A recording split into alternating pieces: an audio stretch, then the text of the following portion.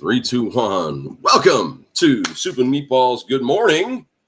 Good morning, all of you. Today on the show, the PSAC title game, Michigan taking on another tough opponent. And when you think of the word Cavs, you're not only thinking about the schnipp now. There was some kind of fight in Dallas last night, too. And Tim, we're back live on a Saturday. How you feeling today? I am feeling super. I was up watching the fight in Dallas, but I am surprisingly well rested regardless. What time did you wake up? I was up at like 7:30. Okay. I woke up around 6:45, so I have to sleep with noise. And we usually put the TV on and we have the sleep timer. But my wonderful wife decided she was going to take the batteries out of the remote and use them. I don't like Maria has a toy or something that Jen had to power up. So she put it in the smoke detector. The cable remote and the TV remote. The TV remote has the sleep timer on it. Yeah. So the TV just stays on all night. So I woke up to SportsCenter talking. It was about 6:45. Yeah, I fell asleep watching Seth Meyers rant about the election or something. That's a thing to fall asleep to. I fell asleep earlier, which is a good segue into our top story. There's no tired quite like a teacher tired on a Friday night after an Italian dinner. I tried, dude. I really did. I mean, I asked you to text me when the fight was on, like the real fight. I don't have a ton of interest in boxing, but, when we got home, I thought, I'm going to put the show on while my son plays Super Smash Brothers, and I sat through one of the undercard bouts between Barrientos and Ramos, and it was boxing.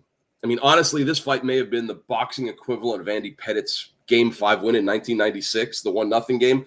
I don't know. The unofficial scorecard has Barrientos winning 114-112. There were 2 knockdowns. I saw a combined 3 seconds of fighters on the mat. And each man was just pummeled at the end. They looked like they were at a fight club. But they were landing a lot of clean shots. Split decision tie at the end, and I didn't think I could be more disappointed. But then, like I said, I fell asleep, and I think I woke up at around midnight to Tyson Paul's round 8. And I don't think I saw Mike Tyson throw a punch, but according to the stats, I did. Tim, you stayed up. What are your thoughts? Break this down for us. Well, let's start with the undercard. The first fight, I didn't even use the brain space to remember the names. It wasn't even boxing. You called it Doink the Clown in the pre-show. It was like it was a novelty. It was, I don't know. It was like an appetizer that wasn't particularly appetizing. It was like undercooked mozzarella sticks.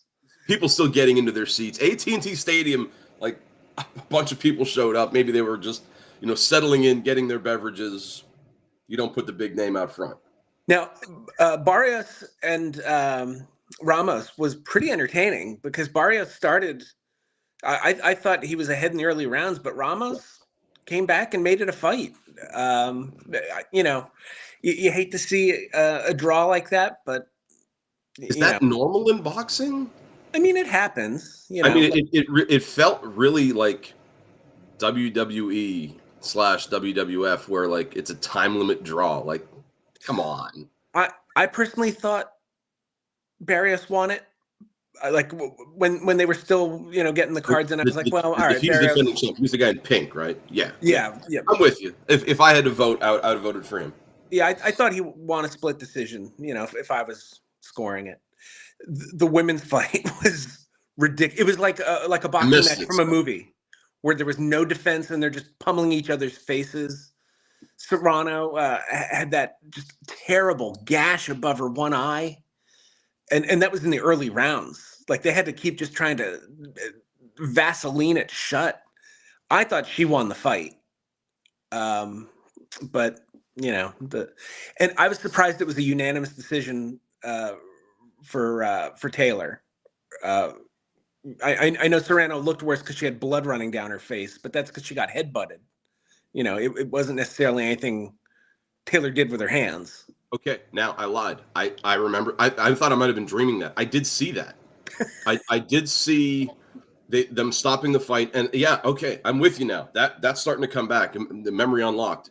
Yeah, because they took a point from Taylor. I didn't see. I don't remember much with of her the head. after. Yeah, but I mean, you didn't. I remember Michael Irvin being there on the set, like them talking in between the fights. There was a lot of time between the Barrios fight and the women's fight, and I think that's what put me out. Well, and before we get into the Jake Paul Mike Tyson fight, let's just talk. I thought Netflix did a terrible job. There was a lot of talking from people I didn't need to hear from. I probably didn't need to hear Cedric the Entertainer's thoughts. I didn't hear. I didn't see him. And Rosie Perez was there. Yeah, is she a boxing person? Is she a does she know boxing? She wasn't. People are kind of dragging her online, but I thought she was decent. She didn't bother me, but again, I don't know boxing, so yeah, it'd be like watching poker with Jennifer Tilly, right? But Jennifer Tilly knows poker, like hardcore. Rosie Perez was knowledgeable, and sometimes when someone isn't used to being on like a live play call, they have a tendency to step over the other people. But she picked her spots well, and when she spoke, she said things that added to the broadcast. I thought. I didn't know if she was just a guest announcer or if she was on the broadcast the whole time. Yeah, it was a 3-person booth that called all 4 fights. Roy Jones was the other analyst, and then that was a little boxing, I guess. The play-by-play or whatever you want to call the lead announcer was Mauro Ranallo, and I thought he was terrible. I agree. It's like he had a list of catchphrases, like he was auditioning for like 90s Sports Center. Chris Berman, or Dan Patrick.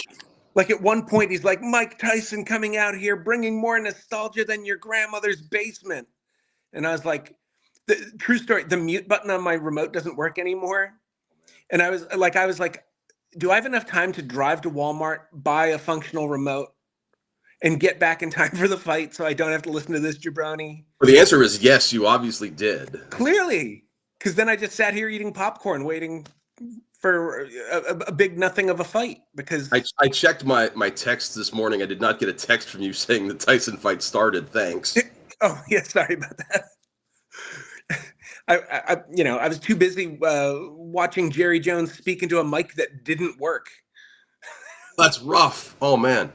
So my biggest beef that I saw with Netflix, I experienced it in between, the Barrios fight and all the talking, a lot of buffering on my end.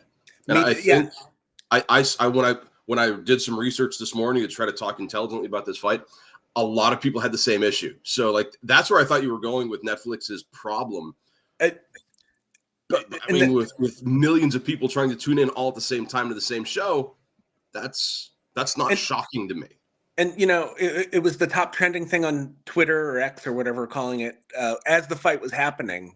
Like the top trending thing was Netflix down or my Netflix. Michael buffering. And that's pretty good. Let's get ready to.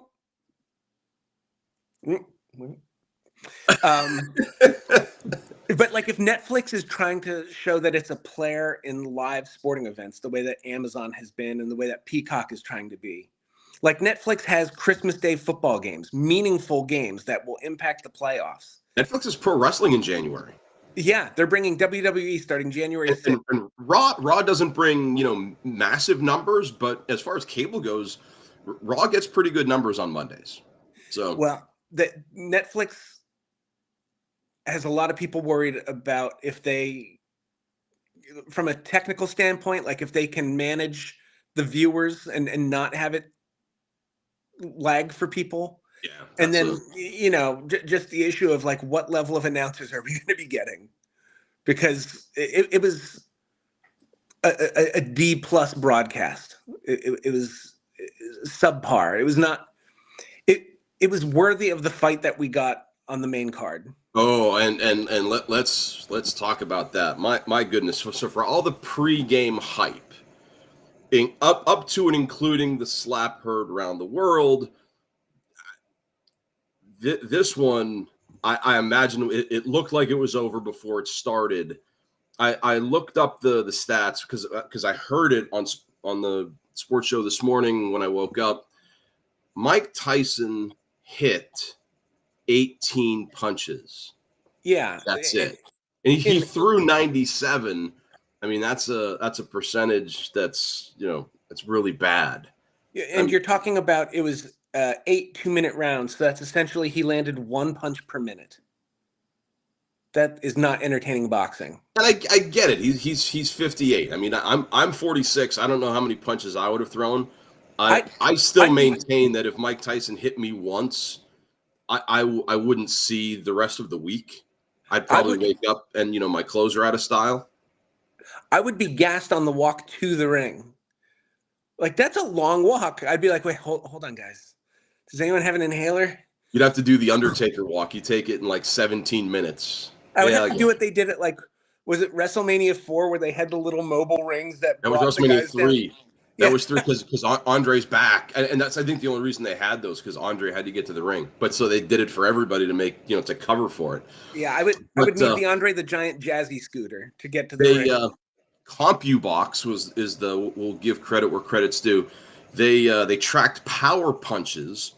Tyson hit 13 power punches. That's out of 18 total. That's 72% of his hits were power punch. I didn't see any of them though, because like I said, I was only awake for the 8th round where CompuBox had him hitting one punch, and I think it was just like a kiss. I think Jake Paul, not Logan Paul. Jake Paul knew he had to fight one in the 4th, and he took his foot off the gas. Yeah, and I think out of respect for what Mike Tyson was, which tells you all of the pre-fight hype with the slap heard around the world. Jake Paul on the broadcast, going full F-bomb, saying I'm gonna bleep and knock him out. That's a bunch of baloney. He walked out of there with $40 million, and Mike Tyson walked out of there with $20 million. And the only reason there's not a full-blown revolt is because this wasn't a pay-per-view. And if you have a Netflix subscription, you got the fight anyway. Yeah, you didn't have to pay extra for it. But this was a money grab at best and an embarrassment to boxing at worst. As much as he could, Tyson came out with his trademark style of aggression, like going right at Jake Paul, trying to get through because Paul had the reach advantage, just trying to get through that, and just you could tell that he was trying to tag him early and to try to put him down, because I think that was the narrow path to victory he had. The conventional wisdom, and it ended up playing out. Tyson was not going to win. The longer it went, the younger guy was going to win. Yeah, that makes total sense. And at the end of the 3rd round, when I watched Tyson struggle to get back to his corner, not because he'd been hit, but just because he was wearing a brace on his right leg, he was dragging that leg, he was winded. I was like, Tyson might get hurt in the 4th round, and I think Jake Paul felt that too. And just he landed as many punches as he needed to score points without hurting Mike Tyson for a national audience. And do you think that was a good move by Paul? Yeah, I think a lot of people went into this fight with one opinion of Jake Paul. I'm not saying that people love him now, but the move in the 8th round where he kind of bowed down, sure. I think it was headline picture here. Yeah, I think I think that quality of mercy served him well. So going forward, again, not knowing anything about boxing, where does Paul go from here? Because hopefully, that for something, I remember them saying something about a potential rematch. Please, no, nobody needs that.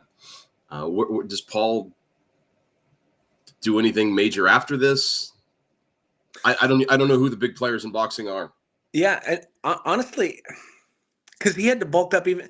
I only ever really knew heavyweight boxing because that was always sort of the marquee, Sure. weight of the 80s and 90s. And Paul had to kind of bulk up to get to 199, I think, at weigh in. Yeah, and he was 228 for this fight. Imagine bulking up to 199.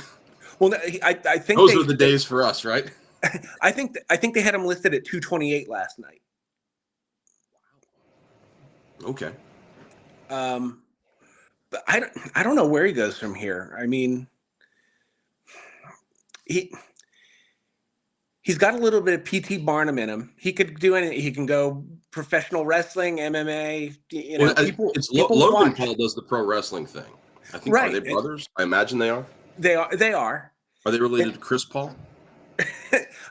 Maybe adopted. I don't know.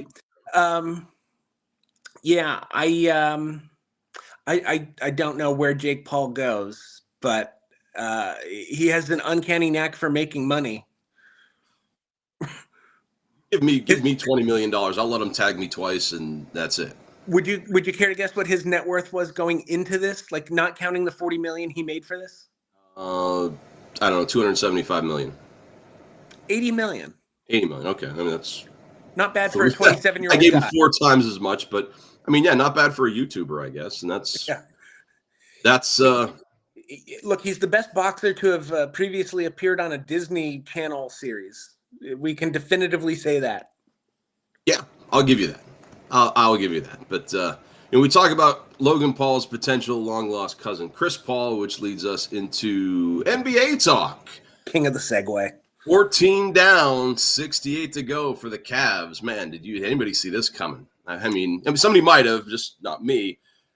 After last night's 18-point win over the Chicago Bulls, Cleveland moving to 14-0 on the season, and even 7 wins on the road and at home. Donovan Mitchell, leading the way with 25 a game for Cleveland. Big game coming up Tuesday against your Celtics. So Cavs haven't played them yet. Boston's 10-3. They're in first place in the Atlantic. Cleveland has to get through Charlotte if they want to show up to the Garden undefeated. And the Celtics have the Raptors, all 2 wins for the Raptors as their warm-up. Are you excited about the Tuesday game, Tim? I am, but more so I think the Cavs record shows you just how terrible the East is right now. You said that earlier in one of our texts. I think there are 3 teams now with a winning record in the East. Cleveland, Boston, and maybe Orlando, or maybe New York's like 6. Don't the Knicks? I just all I remember about the Knicks is their 30-point drubbing in opening night. No, the Knicks. Our producer sent me this. The Knicks are 6-6, so they're at 500. You've got Cleveland, Boston, and Orlando. Yeah, I mean, and the teams that were expected to do something, Milwaukee. The Sixers, can they get a healthy team on the court even? Well, the Sixers have other problems besides their wins. Trust me, 2-10, they're shooting for the lottery again in Philly. And there are people who are calling for the NBA to investigate them again. I heard that, yeah. Kendrick Perkins was saying the league can't allow this. They are clearly tanking. Is it the Cooper Flag sweepstakes this year? I mean, see the big name. I'd imagine so, but I can't imagine that you would go out and sign Paul George, and that you would waste a year in the prime of Joel Embiid's career to just punt on an entire season on the chance that this number 1 pick will be that good. What did we say a couple weeks ago that would the Sixers hold Embiid out until the playoffs? Right now, they're so far out of the playoffs, it doesn't really it doesn't matter for them. Where the Eastern Conference is struggling, the Western Conference is the big story out there. And I saw this or heard this earlier in the week, and I don't have it on here. It's the triple-double watch for LeBron James. And here's the thing with that. The Lakers 120-115 win over the Spurs. LeBron James gets his 4th straight triple-double. And LeBron in the NBA isn't quite as comparable as Mike Tyson trying to fight professionally, but according to Stat Tracker, LeBron is old. On Wednesday, the oldest player in league history to get 3 straight triple-doubles. So every triple-double after is just adding to that. Tim, are you impressed with LeBron James's triple-double fest? I am. Excuse me. He's one of only 2 guys to even have played 22 seasons in the league. He's going to be 40, 41 in December. So for him to be even playing where you could make a case that he's a top 10 player is ridiculous. And for him to just be, Anthony Davis has been their best player so far in the early season. For now. But LeBron in this sort of new sort of second banana role, being a guy who sets up the offense and not necessarily filling up, the points column. It's just amazing that he has that kind of versatility to his game, that he can adapt like that. Well, I'll tell you what. I'm glad you said you were impressed, because I have a little surprise for you here. It is a quick, unexpected Mr. Smarty Pants, Mr. Brainy Pants. Because when I heard this, my first thought was, well, I don't know how impressive this is. So I'm gonna use this trivia to kind of create some statistics. I'm gonna give you 10 random sample NBA seasons. I'm gonna give you a year, right? And what I want you to do is just make an educated guess as to how many total triple doubles were recorded in that NBA season. So overall, in the whole league, in the whole league. So we're going to start, and we're going to get progressively more recent. So we're going to start as late as I can think, the 1960-1961 NBA season. How many triple doubles do you think were recorded in that season? I'll say, because that was 2 years before Oscar had his triple double average season. I'll say 71. 71. Okay. How many in the 1968-69 season?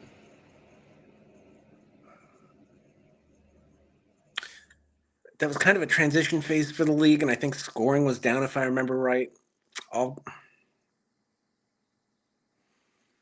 say like 54. 54. Now we're going to go to the 1980s, the last season, 1980s, 88-89. I'll say 146. 146. All right. That brings us to 92-93.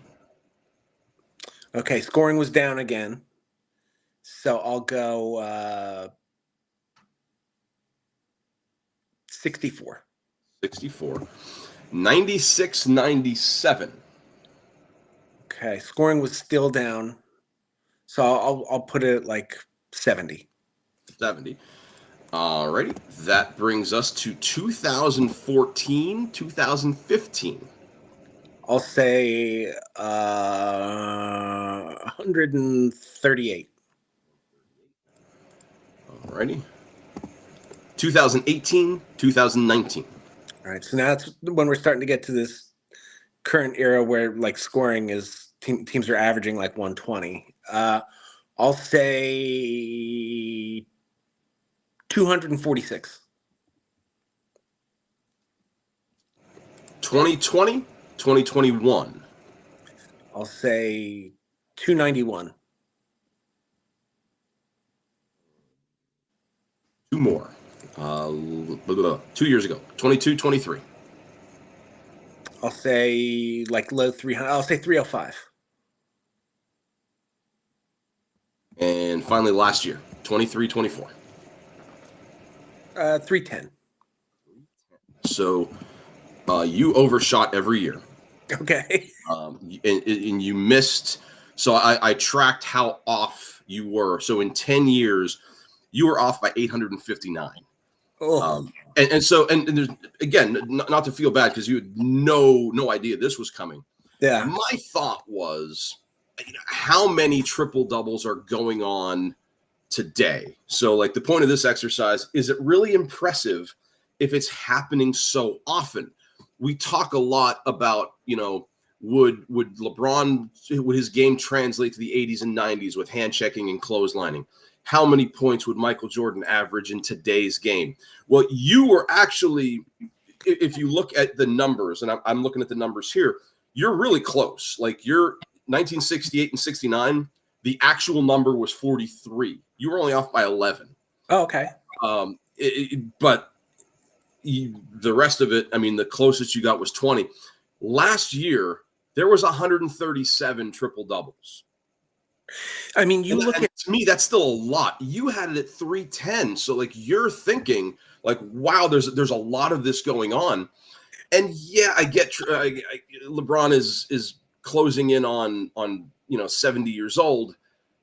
When everybody's doing it, is it that impressive? I don't know. Well, and because here's the thing. I mean, like guys like Jokic and Giannis and Luka are routinely putting up like double-digit triple doubles. Russell Westbrook had how many seasons in a row where he averaged a triple double? Right. I think it was a couple seasons. He had the 1 year. I thought he had a couple.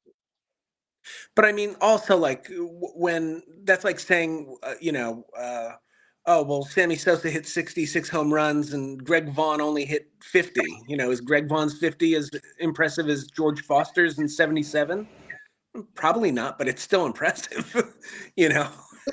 I mean, I think though, I think of it more. I still think I have Jordan being above LeBron in the all-time, echelon. But you think of what Jordan was doing on those Washington Wizards teams when he was approaching 40,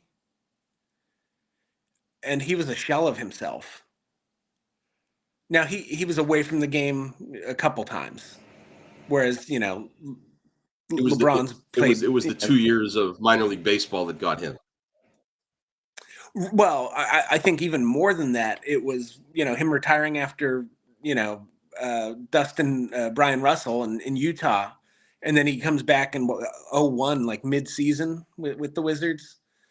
I think that in your mid to late 30s, where you're idle for 3 years and not playing competitively, and you try to come back, but still. I think you have to use that as a relative comparison to say that LeBron James playing at this level where you could really make a case that he is currently still a top 10 player in the league. That to me is more impressive than the triple double. I'll give you that. I will give you that. The fact that you could make that that's a legitimate conversation to have. And we'll see going forward if LA load manages him differently. Last year, I think he played in 71 games or something like that. He's incredibly durable, and he really hasn't been load managed that much over the course of his career. He's racked up the minutes. So going forward, LA, if Anthony Davis plays at this level, I don't stays healthy. I can't imagine them being an easy out in the playoffs. Good teams out west, though. I mean, Oklahoma City, Denver. They're going to be there at the end. But the last I looked at the standings, Dallas wouldn't be in the playoffs. Dallas, who won the West last year. Yeah, well, and Dallas just added Klay Thompson to Kyrie and Luka. But that's how stacked the West is. That's a long season. We even talked about Minnesota, Phoenix. Yeah. It's just like the good old days of LeBron with Cleveland, where the West is just. Yeah, it's the Lakers, it's the Spurs. Yeah, this does feel like early 2000s conference imbalance. It's a good segue to conference imbalance. It's since it's Saturday, currently the 16th of November. Happy birthday, Meg McDonald, by the way, today. We are contractually obligated to talk college football. And the big game of the week in the SEC, certainly not Alabama Mercer, but Georgia hosting Tennessee. Last week, Bob came in and said, watch out, 3-loss SEC champion is possible. Now the Bulldogs coming into this one 7-2 overall. Tennessee is 8-1. Stat Tracker gives Georgia a 62% chance of winning. It's got to be a must-win game for Georgia, right? Coming in with 2 losses if they want to make the playoffs. I agree with Stat Tracker because I think the desperation that Georgia's going to be playing with. When you talk about games, like I don't always love to lean on intangibles, but desperation is a tangible thing. Like a team that is playing for its life is going to play better than a team that's not. And let's also, I think Georgia's just more talented. I don't know much about Tennessee. I mean, if you can pronounce their quarterback's name, I am I'm not going to try because I'll break it. They've got a really good running game, though. I mean, Dylan Sampson already over 1,000 yards. I only saw them against Oklahoma early in the season. Oklahoma's kind of down, right? Or mid, if that's what the kids are saying. And it was an impressive win where Tennessee didn't look overly impressive to me. It was like workmanlike, they were the Jake Paul to Oklahoma's Tyson. Winning an SEC game on the road, though, is still, right. still impressive. Tennessee's big win of the year, probably Alabama, and that was a close game. I'm looking at their schedule right now. They dropped 71 on Kent State. Oh my gosh, after dropping 69 on Chattanooga. But I love those warm-up games ahead of the SEC schedule, where a team like Alabama has their warm-up game this week against Mercer. Do we even know how good Alabama is, though? Like, is that their best win? Well, I mean, as far as rankings go, yeah. I mean, Tennessee's schedule has NC State, Oklahoma, Florida, and Alabama. So right now, Alabama's their best win. Yeah. I think. I mean, I don't think Mississippi State is. I mean, they're 2-8. Today, if Tennessee wins today at Georgia, you could have a discussion as to what their best win is. I would say if they beat Georgia, that to me is their best win. I would be inclined to agree only because it's on the road. Alabama's still tough. Alabama's warm-up game for Oklahoma and then the Iron Bowl today. Alabama should win all three. That puts Alabama at 10-2. That's a playoff team. If Georgia loses, they're not a playoff team. So let me ask you then: who do you think wins Tennessee, Georgia? I like Georgia. But I wouldn't be shocked if Tennessee rolled in and won. I'm with you. It's like desperation breeds strength in this case, and just looking at what the potential playoffs would be. Georgia's coming in as the 10 seed right now. A loss and they're gone. So I think they have to win out, and I think they have to win the SEC title game. I don't think an SEC title loss puts Georgia in. So they might have to face Tennessee again. They might have to face Texas. Texas would be a good game. I think if Georgia runs the table but loses an SEC title game, it would be tough to keep them out of a 12-team field, depending on how everything Penn State lose again. What happens to the other conference powers? So the other wild cards in this bracket right now look like Indiana, Ole Miss, Alabama. What does Notre Dame do the rest of the way? I don't know Notre Dame's schedule, but I can't imagine they still have USC. I don't think anybody's beat. No, USC's down. But I'm just saying it's a game. It's a rivalry game against the power program that they could potentially, late in the season as well. And they're not going to a conference. Which is good and bad, maybe. I mean, Notre Dame coming off a drubbing of Florida State has Virginia today. Big game against Army next week. You never thought you'd hear those words. And then they finish at USC. They got to travel to Southern Cal. That might be that's a factor. And I mean, Army's tough. They're ranked 16th, so the pollsters even say, look out for the Black Knights. So, I mean, I think Georgia, obviously, like you said, fighting for their lives. I like Georgia. What I don't like this week is Michigan is off, and they are 6.5 dogs to the bye week. Michigan has Northwestern next week. Wildcats facing off with Ohio State this week, so maybe the Buckeyes can demoralize them enough, and Michigan can take advantage and get bowl eligible next week. Come on, Blockbuster Bowl.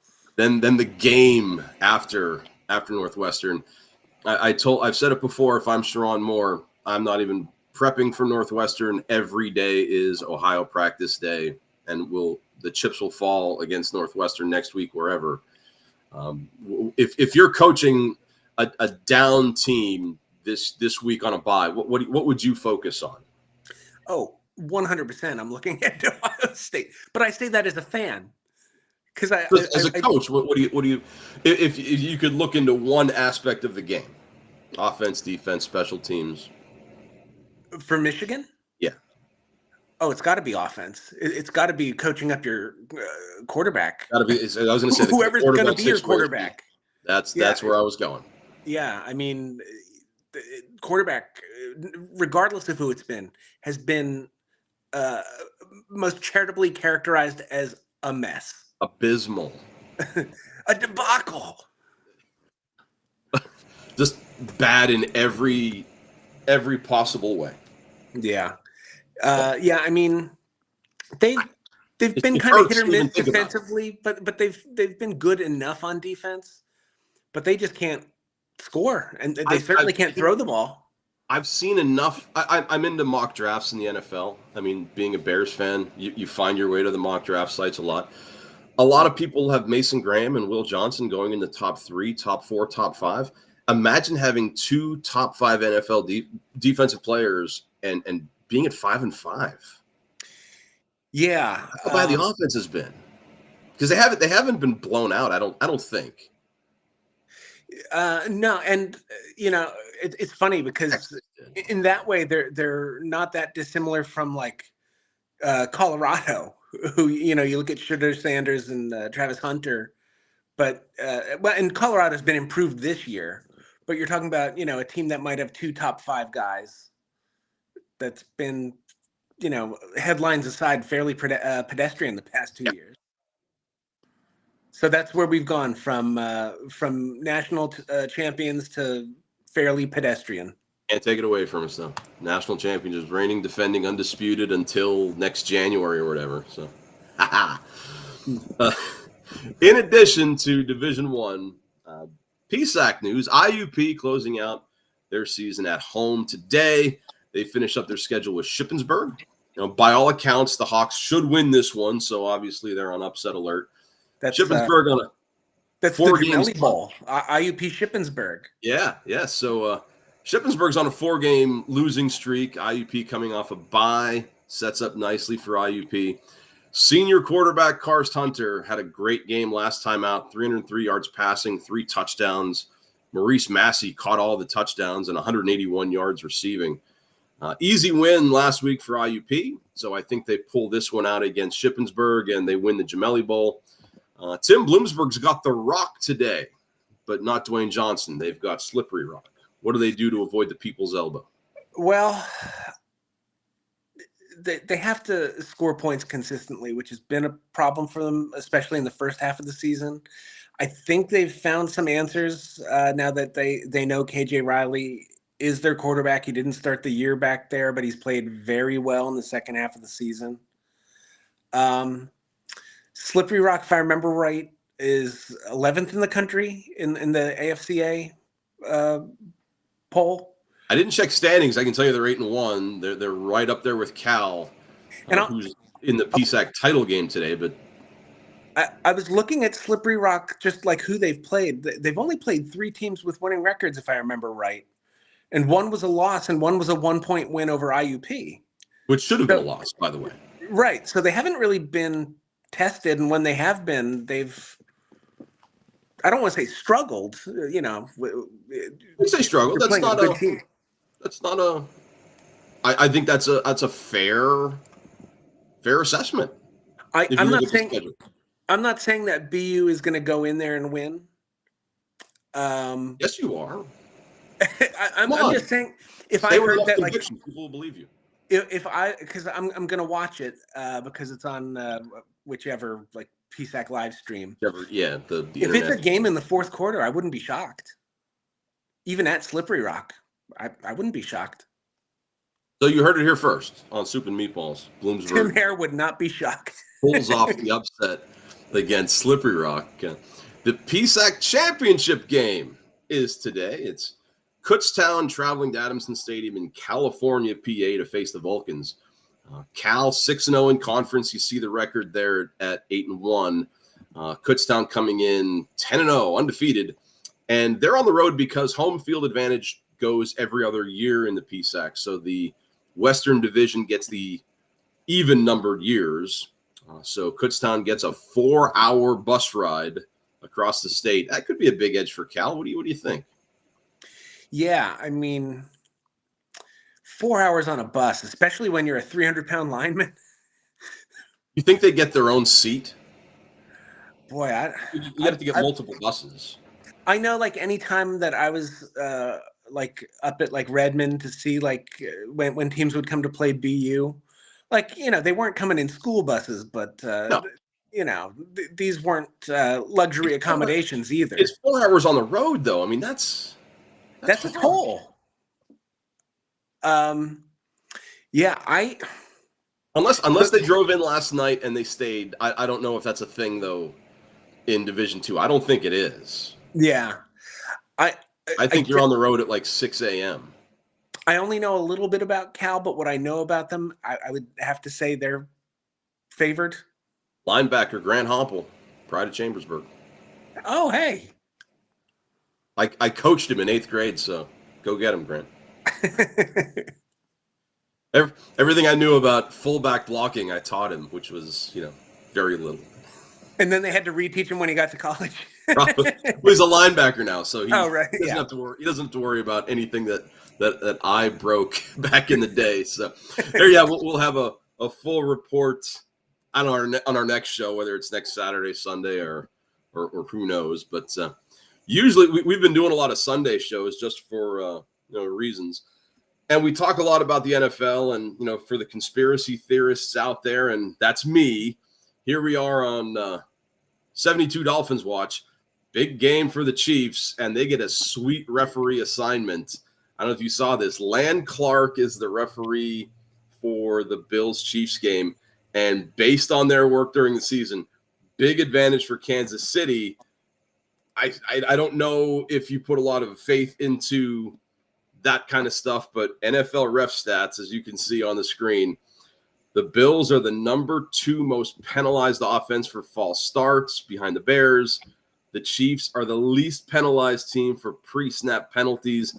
And based on what this referee group does historically, it favors the Chiefs. I know the referees don't determine who wins and loses, but it's hard to ignore how great of news this is for Mahomes and Reed and the Chiefs. I'm sorry, I lost you there for a second. It was I might have lost my connection. Can you? So I'll go through it again. The crew chief, the crew that's doing this game, they are based on what kind of penalties they call, and this is according to NFL ref stats. The Bills are the number 2 most penalized offense for false starts. That's what this crew does. And the Chiefs are the least penalized team for pre-snap penalties, according to these guys. So based on what they're saying, this is really good news for the Chiefs. If you're a conspiracy theorist like me, that the refs are trying to magically sprinkle a 17-0 season for Pat Mahomes. And Tim's going to come back. I lost him earlier in the broadcast. I'm going to come out and say, on my own here, that I don't buy into the whole referee thing. I see enough of it online where if you get a phantom call, it always seems to go Kansas City's way. I don't know. When you look at the way that this team has played throughout the year, it's tough to that is why if I kicked him out. So we'll talk a little bit without him. So say whenever you get back is cool. We'll hold down the fort. It's in Buffalo, so this is going to be the tough game for the Chiefs. I think that if you look at prior seasons, the Bills have done really well against the Chiefs in the regular season, but it's the Chiefs that come back in the playoffs. And now that Tim's back, we can let him know. Like I was just saying, the Bills play this matchup really well in the regular season, but it's the playoffs that count, and the Chiefs seem to win there. Does that matter here in this one? I think. What are the Bills? 8-2. Overall, you mean? Yeah. That's a great question. You'd think our producer would be in my ear. Yep, 8-2. I think they're just because you look at the rest of that division. I think they're a very soft 8-2. And I still have the memories. I know Josh Allen got hurt when they played Houston, but I still have the memories of that loss to Houston kind of in my head. I don't think, Kansas City's necessary. I don't even think Kansas City's the best team. I think Detroit's the best team in the NFL right now. Without Hutchinson, which is scary. Yeah. But I like Kansas City to win this one. They need a late game field goal block. Is it a close game, or I don't know what Vegas has.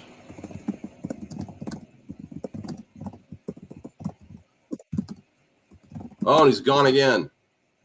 Jeez. While we try to get him back, it looks like Vegas has the Chiefs as 1-point dogs on the road. So I don't know if I'm getting points as Kansas City. I might take Kansas City. I think Kansas City wins this one outright. So give me the point. And here we go. What's going on, man? I don't know. I unplugged the router and I went on my hotspot. Pay your bills. I keep changing my address so Service Electric can't find me. So I looked it up. The Bills are given 1 in this one. If you're a gambling man, who do you have? I would still hesitantly put my money on Kansas City. That's what I said. And that's with I don't even need the point. I think they win outright. Because look, Mahomes has the track record of winning big games. And I like Josh Allen, but he just doesn't necessarily. We'll see. We have a whole day to brew on this, and so we both like Georgia. We both like Kansas City. So that means the Bills and Volunteers are winning. So we'll show what we know. We've doomed them both. May not be a lot. You know what? I do know though. I know food, and everybody's favorite time of the week, our draft time, and it's early in the morning, but it's not super early in the morning. It's the brunch hour. It's close to brunch, but we're not going to draft brunch foods. You said we should draft breakfast foods if we're not too food heavy. I don't think we've done a lot of food. The very first show we drafted our favorite foods, and then we did Halloween candy, right? Right. So I mean, I think breakfast food is a fine thing to draft, and I'm down for it. Breakfast is actually one of my 3 favorite meals of the day. It's right up there with it's top 4 with brunch. I do love a good brunch. Like a brunch guy, but I mean, I don't often go brunching. So here we go. We're gonna get our card here. You just tell me when to stop. Stop. You're going here with this guy. There you go. And I'm gonna say red, black, or green. What's that? Red, black, or green. Red, black, or green? No, the back is green. So. Oh, I'll go red this week. Oh no, you miss out. So Wesley Snipes, I failed you again. So let's see here. I have to check my draft board. I went very specific with mine. I don't know how specific we were supposed to be, but it doesn't matter. I'm going to go with my absolute favorite breakfast food that I could probably eat every meal, and I can eat multiple of them. I'm going to go eggs over easy.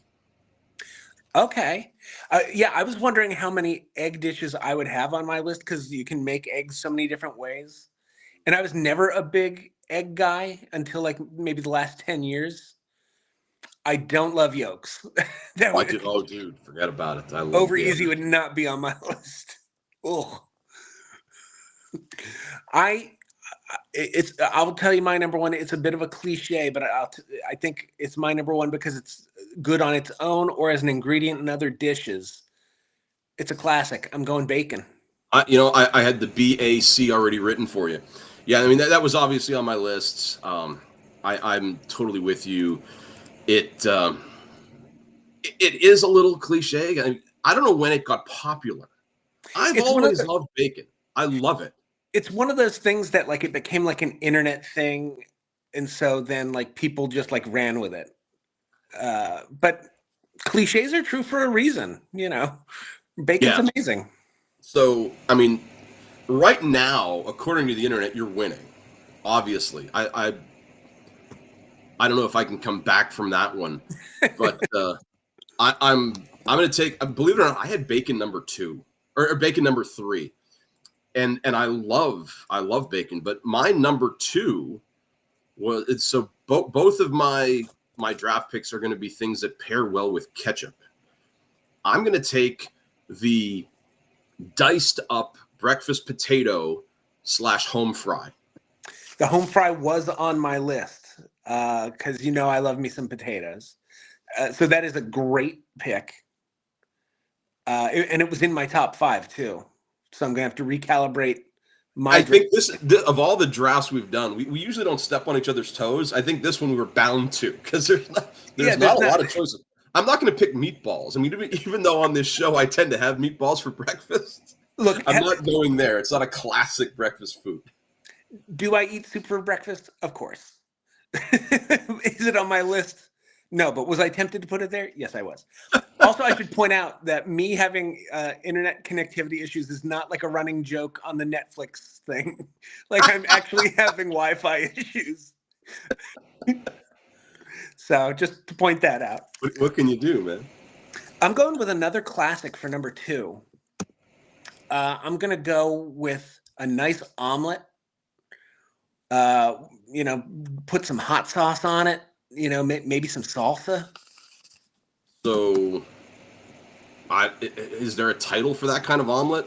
I'll just call it like a Southwest omelet. Southwest omelet. Now, so to me, a Southwest omelet also has peppers and onions on it. Are you going full Southwestern, or are you just putting the salsa and hot sauce on it? I do, and I might even go with some spicy chorizo.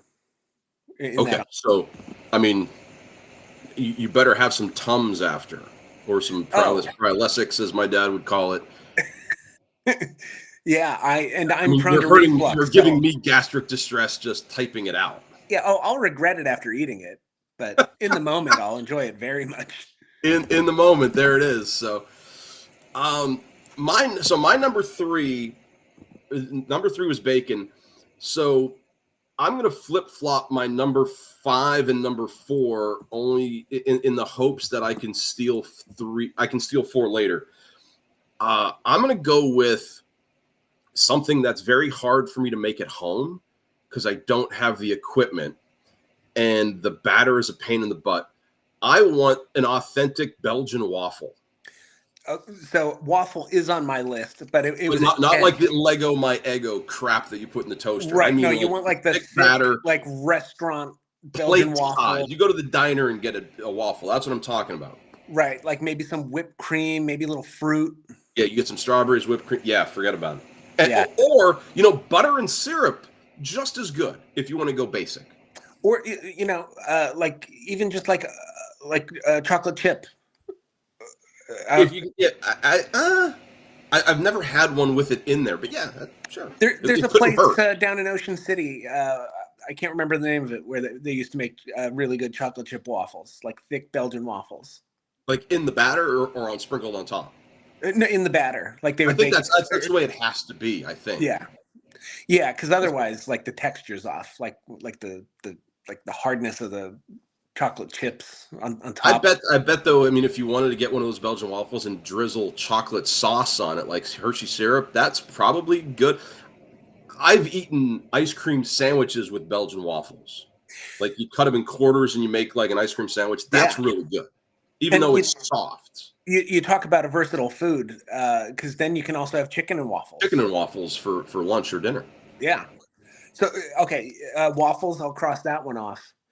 I'll go. I feel like I need more sodium, despite what my cardiologist says. I'm a Jersey guy. I need that Taylor ham. If you call it pork roll, I won't mind, but that Taylor ham. Taylor ham. Boom. In. Great on like a breakfast sandwich. Yeah. Like Taylor ham, egg and cheese. Little, I don't do the salt, pepper, ketchup, but I know, a lot of people swear by that. Or even just good on its own. Cut it up into little quarters. Oh, yeah. So, funny story here for you. So, this is my love of ham. So, Easter time comes around. My father and I make Easter pie, right? And when I went to college, I was really picky about who I'd share food with. Like, I would go out to college, and Tony DeBotto would give me a vat of meatballs and a vat of Italian sausage. And it was mine. I wasn't trying to share my food. Yeah. Well, all my friends knew this, and I would share very sparingly. And, my senior year, my dad sends out an Easter pie that he made. And I'm going out with this girl, and I later married this girl, so I kind of liked her. I offered her a slice of Easter pie. Now there was a bunch of people at the house, and they heard like, dude, Jamelli just offered this girl food. Wow, yeah. He loves her. So she says, "Oh yeah, that's Easter pie. Sure, why not?" So I give her a little square, and she looks at it, and she's like, "What's this pink stuff?" I said, "It's ham." And she turns up her nose so high because she doesn't like ham at all, and everybody's like, "Dude, I'll have some." I was like, "No, you won't." She doesn't want it. I'm eating it. And you married her anyway. Yeah, she doesn't like ham. She doesn't like a lot of the same food I do. I'm not a big mushroom girl. Mushrooms. But ham's the big one that I tease her about because come Easter, her dad will make a prime rib, not the prototypical Easter ham. Last year we got Easter ham though because I think her mom picked it and she just didn't eat it. But ham is a good pick. And when I was working at DeBotto's restaurant, that was one of the easier breakfast meats to make. It wasn't like scrapple's not going to be on my list. If you want to take it, it's yours. No, scrapple was such a pain to cook because it took so long. Ham was a quick cook, which was nice. So I like that. And it works on a sandwich. It works on a muffin, a bagel. Yeah, that's a win.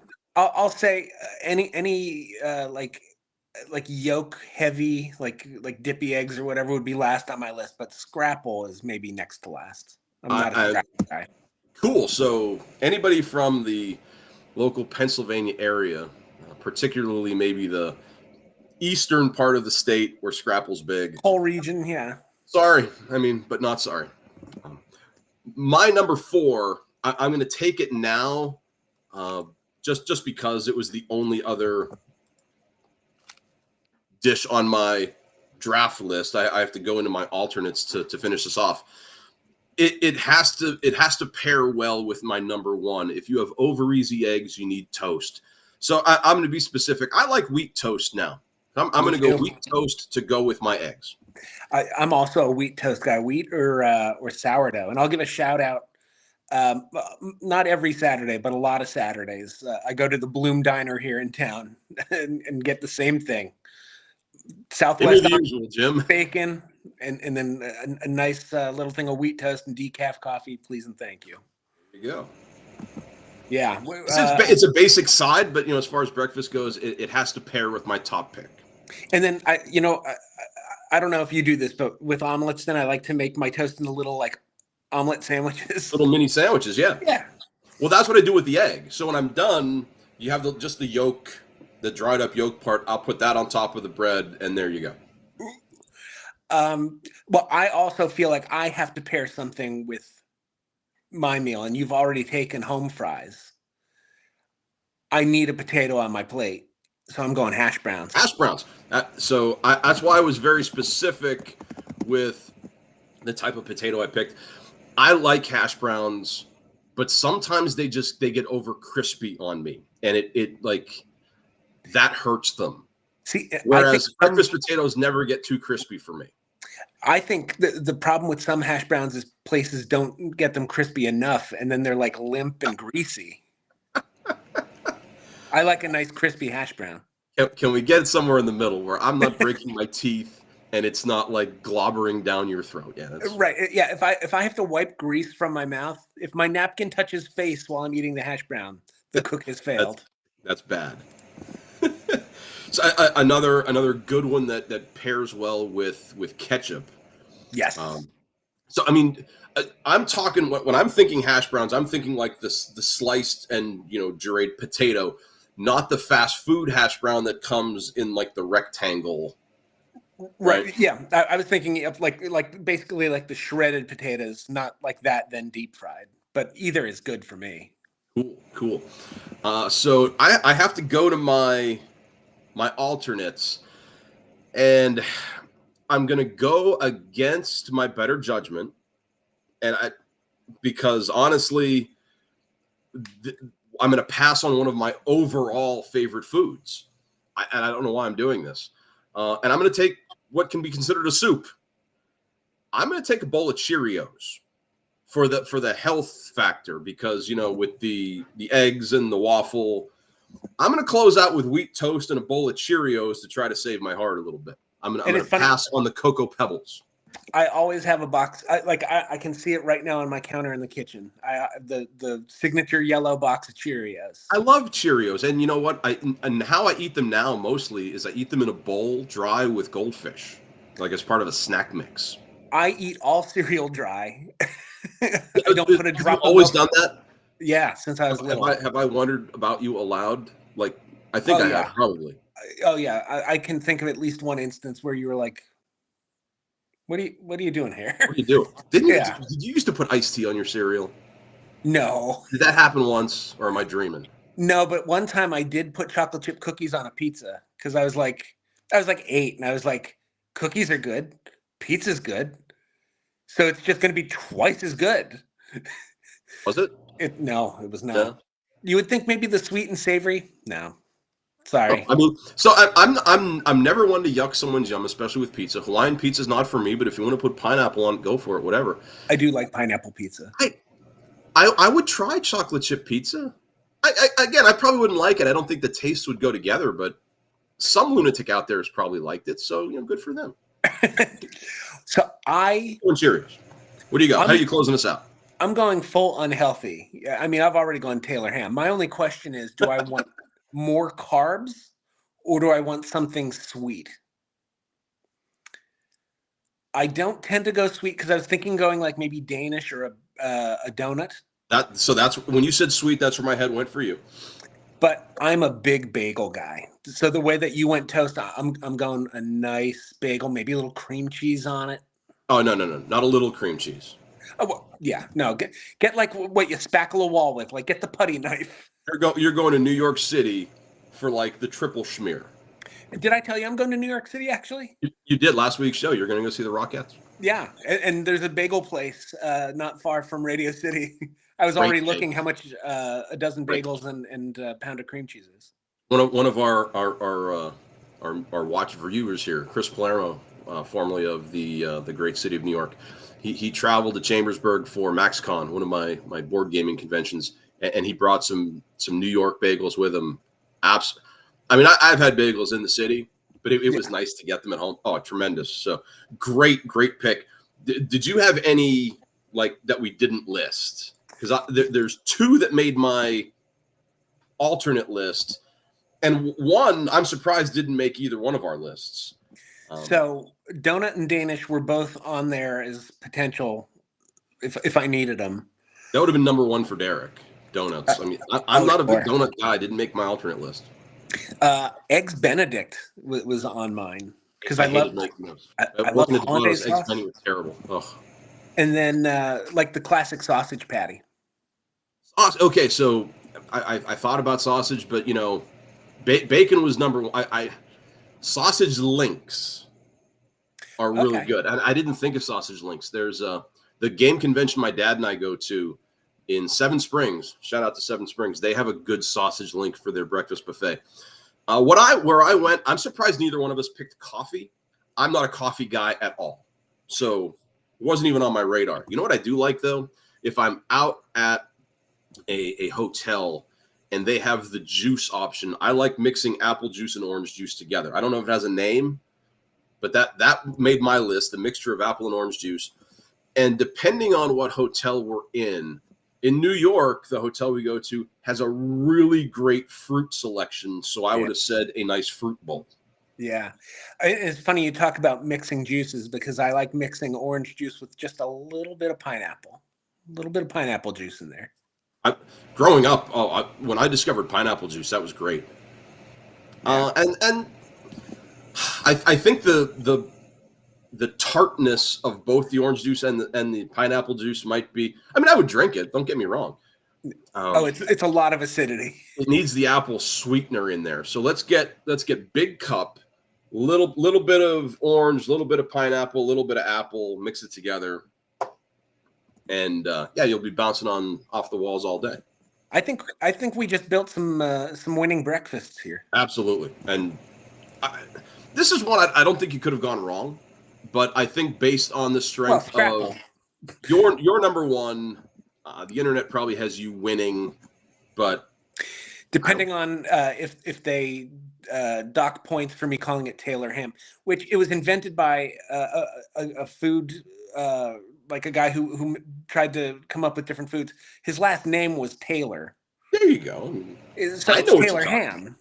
And then someone who was like he ran like a hog farm in Philly or something. And he was like, "No, I'm gonna steal this and call it pork roll."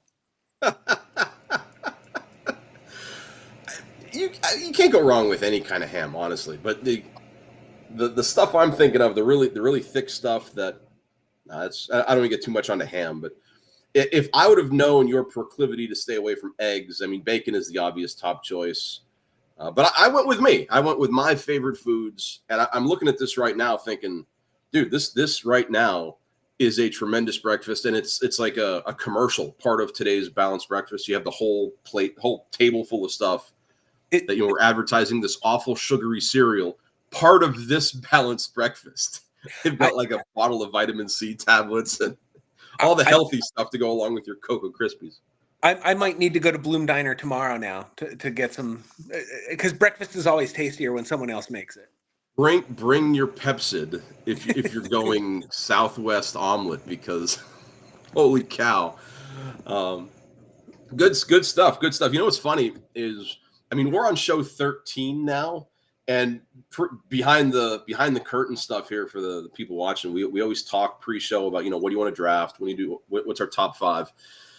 And we kind of struggled with this week's draft. And I went to AI. You came up with this, but I went to AI and said, hey, what kind of things can two guys draft on a video show? And one of the things that came up with number 3 was top 5 breakfast foods. So you done well.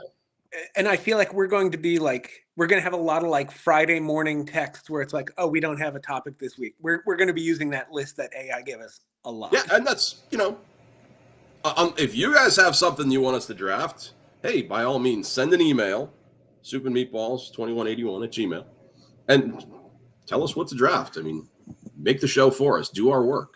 Why not? I'm excited about this. Me too. I mean, I don't know how long you've been thinking about this, but usually when we do our top 5s and drafts, I have some more lead time to prep.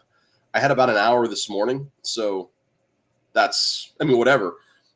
This is cool, Tim. What's our top 5? Tell the people. So it's top 5 movie props that you would like to own. And it's not just like, it's not for the resale value. It's because it's from a movie that you love, or like the coolness factor, the uniqueness, just something that you would like to display in your house, to show your friends, to say that you have this movie prop. I wouldn't sell any of these. Oh, me neither. But I drafted first. So Tim, why don't you break us down with your number 5 movie prop? So I have some honorable mentions that I'll get to later, but my number 5, because as we've established on previous shows, I love the MCU. I'm a big Marvel guy. It's gotten me into like collecting vintage comics now. And so I think it would be really cool to own the Infinity Gauntlet that Thanos wears in Infinity War and Endgame, which I had to look it up how much of it was CGI versus a physical prop. It was mostly a physical prop that was then augmented through CGI. So I think it would be cool to have the actual Infinity Gauntlet. Dude, awesome. And I don't care if it's CGI. I mean, that's cool. So, really interesting story about that. I gotta think how old he was. It was a couple years ago. I mean, it might have been in fourth. He's in 10th grade now, so maybe 6 years ago. So Derek's 9 or 10. And for his birthday, he wanted an Infinity Gauntlet. And what's amazing to me is we had not started watching the movies yet. Any knowledge he had of Marvel or the Avengers, any of that stuff was strictly based on him surfing YouTube. Yeah. And he leans a little bit towards the villains. When we watched Star Wars, he was big into Darth Vader, and he's big into Thanos. Like, he has a big figure. It's upstairs. I show you a big figure of Thanos. And for his one birthday, he wanted a life-size Infinity Gauntlet, which to me it looked more like the claw that Lion-O used to have. So, now that you say that, I see it. Yeah, that's where my Gen X head went. But yeah, I mean, it had these little things in the middle where you could squeeze it, and every time it made a noise, which was really cool. So that's awesome. I can go with that. My number 5, I'm going to cheat, and I only have one. What do you call it? Honorable mention. So I'll maybe we matched. I'm going to cheat because there's different movies I could pick it from.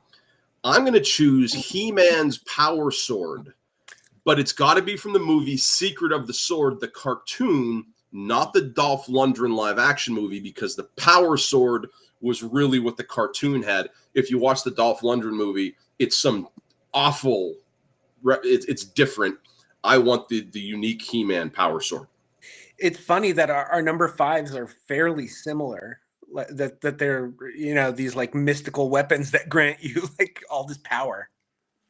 And I thought about the Thundercats had, speaking of Lion-O and his power and his glove, they had a live action TV movie, Thundercats Ho, but I was always a bigger Power Sword guy than a Sword of Omens guy, and I loved swords growing up. A big sword nerd right here. Now, and you said you want the one from the animated movie. Yeah, so if you look at if you Google or God, I can say Google on the air, if you search Power Sword cartoon versus Power Sword Dolph Lundgren, you'll see the difference. Okay. It's a personal preference. If I'm going to hang it on my wall, which is where it would go, very high, because I don't want my son to have the power of Grayskull. That's the one I want. I kind of had a hunch that I thought you might go Dolph Lundgren, but I kind of had a hunch He-Man would be on your list. That movie. So let's talk about that movie here for a second. He used a laser blaster more than the sword. Come on. Yeah. I think there were a lot of there were script problems from day one. They spent 96% of their time on Earth with this stupid high school couple and this kid who wants to be Marty McFly with his guitar and his band. Just give me He-Man Skeletor. But for anyone who hasn't seen it, it's great 80s cheese. It's so bad, but also like a total nostalgia trip. Blade was harsh. All right. I'll give you my number 4, and you referenced Star Wars. It should come as no surprise I'm taking a lightsaber. Which one? You got to be specific here. I'm gonna take like Luke's from A New Hope, so the blue one. Yeah, the blue one that not the one he made for Return of the Jedi. Exactly. Yeah. I just saw a potentially deleted scene. I was on the talk, and I saw a potentially deleted scene where Vader is doing the telepathic thing across the galaxy, and Luke is making the green one. which is, the one he made after he lost the blue one in Empire. But cool. Lightsaber is classic. Absolutely awesome. You might hear another one coming up. I don't know if I told you this. When I went out to visit San Francisco a couple years ago, I got to tour Lucas Films. Yeah, I think you did. And they have all the movie props, and I got to see, like, obviously just like what was used to, like, the handle, but like the Darth Vader costume, the Stormtrooper costumes. That's cool. R2-D2. So, I mean, I spoiler alert, there's a lightsaber coming up later, but I'll tell you this story now. So last January, we were able to take the kids to Disney down in Florida. And one of the experiences that, Derek wanted, he doesn't want a lot. So, when he asks for something, it's, we'll do our best. He was able to make his own lightsaber. They have a whole experience where you do this. And it's not just, here's the kit, put it together. They do the story. They do, you have a personal connection with your kyber crystal. And he's not super, he's not expressive. Like, you can't tell what he's feeling. He'd be a really good poker player. You could, when I saw the smile on his face, oh my gosh, like the dad in me exploded. Yeah. Like that was worth $100 million just to see him, like, make that lightsaber, and the way they did the experience. Awesome. That's cool. Number 4. I'm down with that. For my number 4, I'm not sure where I would display this because it's very, very large. It might be like a garage item. Like, I'd put this in the garage. I'm going to go with the I assure you we're open bed sheet from Clerks, as long as it doesn't smell like shoe polish. Right. That's a great choice. I thought you were going somewhere else when you said store it in the garage. I thought you were going to steal another one of mine coming further up the list. We'll see. Maybe I do. But yeah, and it's funny because Clerks was like such a big movie for us, because, like, we were in 10th grade when it came out, like the summer before 10th grade, and it's a movie that I feel great 90s movie.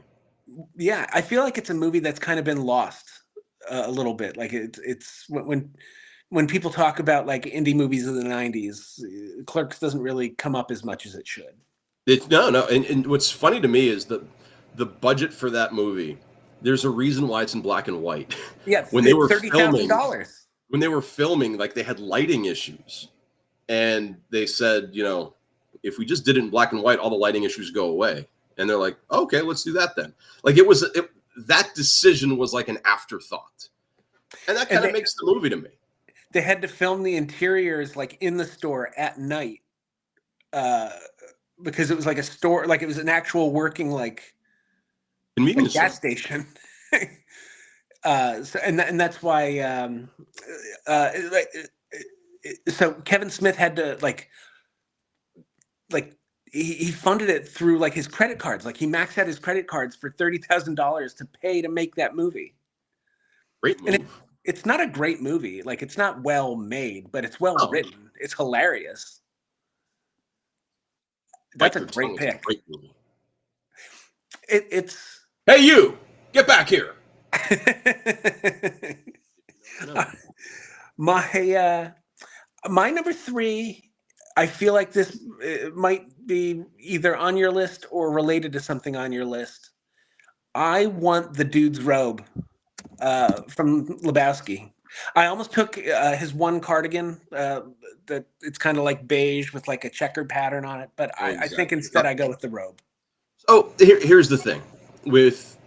If I were to put you and I in a movie, and I were going to have the Coen brothers write it, and I say, let's make this movie somewhat about our personalities a little bit, and we had to almost recast the Big Lebowski. Between you and I think currently, maybe not historically, but currently, I think you're more dude than I am. I think so, because I have a lot of cardigan. I'm wearing a cardigan. But I could see you as a little bit more relaxed. Whereas, I mean, back in the day, like when we were in 7th grade going to the bowling alley, when somebody missed a spare and threw their hat. That was me. Yeah, I remember. But on my number 3, believe it or not, and this is a great segue to my number 3, I'm taking Walter Sobchak's sunglasses. I have a sticker of his sunglasses on the back of my guitar, which we're going to talk about later because you're playing the song for us. Yeah, I'll play us out. So, I mean, I tried to pick movies that I liked, and The Big Lebowski, obviously, there. I just couldn't see. I don't wear bathrobes. I don't do cardigans. And yeah, dig it, cream of the crop. There they are. World of Pain. I mean, I find myself relating more to Walter's just ridiculous anger issues sometimes. And I didn't go with remember when we were in high school, we talked about the Donnie Brasco glasses. That's kind of what Walter's sunglasses remind me of a little bit. I'm taking Walter Sobchak's sunglasses, which go awesomely with the dude's robe for you. And I can imagine why he was so angry. He's right the whole way through the movie. The only time he's wrong is when he thinks that the actual Lebowski, when he pulls him out of the wheelchair, that's the only thing he's wrong about. Are we going to split hairs? But the whole plot about she kidnapped herself, that's not her toe. I can get you a toe. There are ways. You don't want to hear about them. You don't want to hear. You don't want to know. Oh, I might have to watch that later. He didn't watch his buddies die face first in the muck for that struff it, that hole. Sprayed herself all around town. My number 2 is going to be also stored in a garage, maybe next to the banner from Clerks. It is, and we established this is one of my favorite movies. It's The DeLorean from Back to the Future. Yeah. So massively piece of junk car, just awful, but iconic. I mean, that's it. I when I was looking this up, when I was researching, I saw it didn't make my list. Can't blame you though. I mean, it would be a really cool conversation piece. Takes up way too much space. Really, you need a huge piece of land to display this properly. I might have just said the flux capacitor, which makes time travel possible. But cool, iconic metal car, sure. And I feel like that's a joke that's been lost over time. That kids who watch the movie now don't realize why it's funny from the how bad of a car it was back in the day. Yeah, because DeLoreans were pieces of junk. I could say when this thing hits 88, you'll see some serious stuff because it's like when the Granada hit 88, you kind of wondered if it was going to fall apart. Did the Granada ever hit 88? I don't know. I certainly no. I think it maxed out at 75. I never had it buried, so I think the highest we ever got it was 65, which was. And even to get up to interstate speeds, the Granada sounded like a motorboat. It did, and then when the transmission dropped, that was special. But the DeLorean as a car. So if you've never seen the movie, the doors open this way. Yeah, the gull wing doors. Which, I mean, if you're parking at a restaurant or a store or anywhere where there's a car next to you, or if you need to knock out Biff Tannen in a pinch. Have you seen the Biff Tannen comedy bits? I've seen his song about his singing. Yeah. Thomas Wilson's the actor. I'm amazed at how musically talented Biff is. When I heard Bob Saget singing, that really shocked me. Wow! But I think that was more of the level of the content that Bob Saget was using. Yeah, because he's Danny Tanner, right? But no, Biff singing was interesting, man. Where are you going with number 2? Number 2, I mean, it's as iconic as it gets, I think, and it's something that I would have a hard time not wearing around town, because if I go over there, I actually kind of sort of have one, but it's not the right color, nor is it the right style. I'm going to take Indiana Jones fedora, his iconic hat. See, at first I thought before I was thinking about wearing, I thought you were going to say the bullwhip, but the hat is a great choice. The whip would have to be displayed. I mean, most of the time. But yeah, the hat I could wear in public. Yeah, but it's brown. I don't do a lot of brown. Yeah, I could see that you're not a big earth tones guy. But I'll tell you what, whenever I wear like my khaki pants, I've stopped wearing jeans altogether. I don't wear jeans. I wear like khakis most of the time, and for two reasons: Indiana Jones and Jim Harbaugh. But in Indiana Jones's look, yeah, I go with the hat. And it's funny when I was thinking, the hat didn't even enter my mind. Like it didn't come up from my honorable mentions. I'm ashamed of myself because I feel bad. That's not the kind of thing you announce on the air, dude. Like Raiders is one of my 10 favorite movies. I'm ashamed of myself. He almost lost it in the Temple of Doom. It wouldn't have even made it to Raiders unless he risked his arm. I will say though, and this is my hot take, I believe the opening scene to Temple of Doom, like with the ladies singing "Anything Goes," Anything Goes, yeah. I think that's a better opening sequence than the Boulder. Than the Boulder. Wow, that's almost worse than saying it didn't make your list. I mean, Raiders is obviously the better movie, but I think I'm torn between the opening between Raiders and Last Crusade, where you have the young Indiana Jones, and then they morph to him on the boat. This belongs in a museum. So do you. Yeah. Dude, the Temple of Doom was interesting. I never understood how the girls went from full split to back up. And that's the reverse video thing. But like, if you're on the ground, I don't know how you're getting back up from that, the way they do it. Did you see the most recent one? The Dial of Destiny? The time travel one, yes. I saw it in theaters, and I think I put it out on demand or like streaming once. I don't know enough about it to remember the opening to that. Yeah, I watched it. Like I was falling asleep to it one night, so I watched. I mean, I didn't fall asleep. I mean, it's not a great story, but it's Indiana Jones, so I'll watch it. I don't care what they do with him. Yeah, like I liked Kingdom of the Crystal Skull. Like I thought it was good fun. Didn't bother me. It didn't bother me that he survived the nuclear blast in a refrigerator. Sure, whatever. I thought that's my favorite line in the movie when he's being interrogated by the feds. And he goes, "I want to know what I'm guilty of, other than surviving a nuclear blast." That's such a great line. When they, he and whoever the other soldier, is he Russian? I imagine. Yeah. When they're on that train car or whatever, going at like 200 miles an hour, and a weird thing on his face. There's a lot to.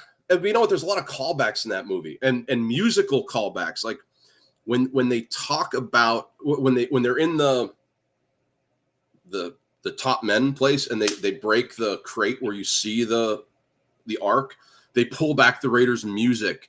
When they talk about his dad, they pull back the Last Crusade music. Like that was cool Easter eggy type stuff for me, and that was enough to carry that story, regardless of what aliens or whatever. It really is such a great series. Like, part of me is like, I wish they'd stopped after the Last Crusade, but I'd be bummed if we didn't get Kingdom of the Crusade. I do. It's dumb fun, but it's fun. I'm the same way. There you go. So there's my number 2. Number 1 for you. I think I know where you're going, but we'll see if I'm right. Okay, so I'll just give you some of my honorable mentions here. Okay, good call. I really enjoyed the movie Mean Girls, and I thought it would be cool to own the Byrne book. I've seen so much Mean Girls on like the Broadway musical version because my niece did it a bunch. Like, okay, so you got the book. A Proton Pack from Ghostbusters was on. Proton Pack. That was my one honorable mention that I thought of. I'm with you. And the Gold Briefcase from Pulp Fiction. Just to see what's in it. Well, it's probably just like a flashlight or like a little glow light from like Spencer's Gifts. You didn't go with the wallet then from Pulp Fiction. No, but that's another. We said one movie. Right. Yeah. I because Quentin Tarantino did keep the wallet from Pulp Fiction. I could see why. But my number 1, it's not practical. I don't know where I would keep it. I don't live near water, But I love the movie Jaws, and I want the orca from Jaws. Okay. Yeah, definitely not where I thought you were going. Because it was what I was thinking was also not practical, but it would be because you wouldn't wear it in public. It's not the gimp outfit from Pulp Fiction, is it? No, it's not Pulp Fiction. It's not Pulp Fiction. Okay. I thought you were going to go with Hannibal Lecter's mask. Oh, that's a good one, but no, I want the orca. Just because it's one of your favorite movies. Okay, so yeah, I don't know where you would put that either. Yeah, I mean, like I guess I could dock it down like on the Susquehanna, take it out trout fishing or something. I mean, at the end of the day, you're going to need a bigger boat. But I might need a smaller boat. If anything, that's too much boat for me. It's too much boat for the Susquehanna, I think, too. Yeah.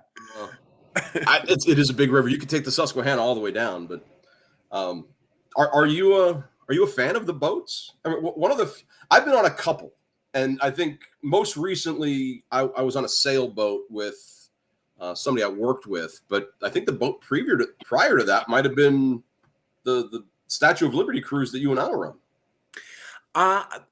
Like anytime I'm on vacation where it's near water, I do go out on boats. Like I've chartered like for deep sea fishing sometimes. Oh, really? Yeah, it's always a good time. Although the ocean scares the hell out of me. There are alien creatures down there that we still don't know what they are, and it makes up 2/3 of the Earth. That's so scary. Going with that, so if I'm ever on like a doom scrolling YouTube phase, there's two things that my lunatic self will look up. One of them being ocean monsters, and then world's scariest bridges. Because I mean, the two things that I would fear the most, and maybe we can draft our biggest fears someday, like heights and drowning. So I don't go in the ocean, and I try to limit the heights I deal with, especially bridges. But the ocean creatures are absolutely terrifying. Yeah, I'm with you. Well, now I'm curious what your number one is. So my number one, it's as I mentioned, we were going to talk lightsabers again. I think I know what it is. My absolute favorite lightsaber was the Darth Maul lightsaber because. Yep. So growing up watching the original trilogy, lightsaber is just a cool light sword, and I'm a big sword guy.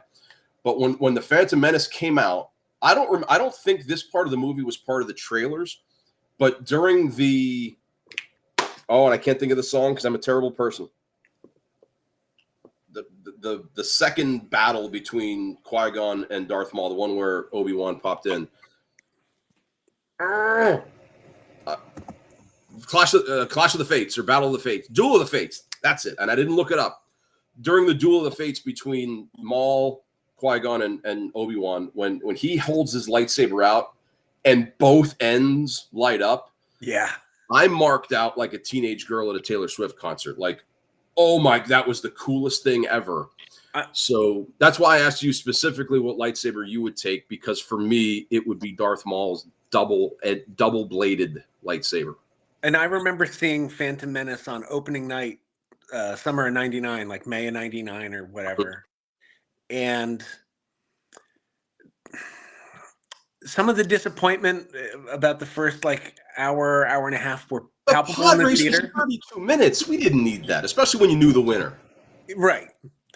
But you're right. Like that fight, and when you see the boom, boom, and awesome. You could hear people just gasp because it was so cool. And I think Disney tried to recreate that kind of element with the Kylo Ren lightsaber with the hilt. Yeah. Darth Maul was infinitely cooler than Kylo Ren. Kylo Ren was whiny. He was weak. Darth Maul was harsh. So, Kylo Ren, and I like Adam Driver, but he had that Vidal Sassoon hair and that emo attitude. The character was just bad. Adam Driver did as much as he could with what he was given. I don't disagree, but character-wise, Ray Park is an athletic, awesome gymnast type guy. So he went that aspect of the battle that he was in. Yeah, I was disappointed with the ending of it, even though, again, you probably knew who was going to win because Obi-Wan shows up later in the series. So there it is. That's a cool list. I had a really good time making that. Thinking about what kind of things you could have in the house. Who doesn't want a lightsaber? And apparently both of us did. So And I knew the Big Lebowski would end up on both of our lists. Yeah. It was just, do you want the Folgers coffee can or just a bottle of Kahlua? I remember years ago. Or the rug. I didn't even think about the rug. Oh, I was thinking about the rug when I said about the bathrobe. Who peed on it, though? So, but it ties the room together. The painting, which was commended as being strongly, Sure. The art, it's, you could hang the art. There's a lot of cool stuff. You could pick a top 5 just from that movie. You could pick like a top 100 from Coen Brothers movies, because I'm a huge Coen Brothers guy. Etching that Jackie Treehorn made, you could frame that. That would be fantastic. I'm just thinking off the top of my head, and I haven't seen this movie in so long. I'm still wondering when I should show Derek. Even just like the check he writes at the beginning of the movie, 87 cents or 82 cents. Yeah, for half and half for his White Russians. You could frame that like Ricky Henderson framed his first $1 million check from the A's. Or the homework. Larry Sellers' homework. If you want something big, you could have the iron lung. That's great. That's so awesome.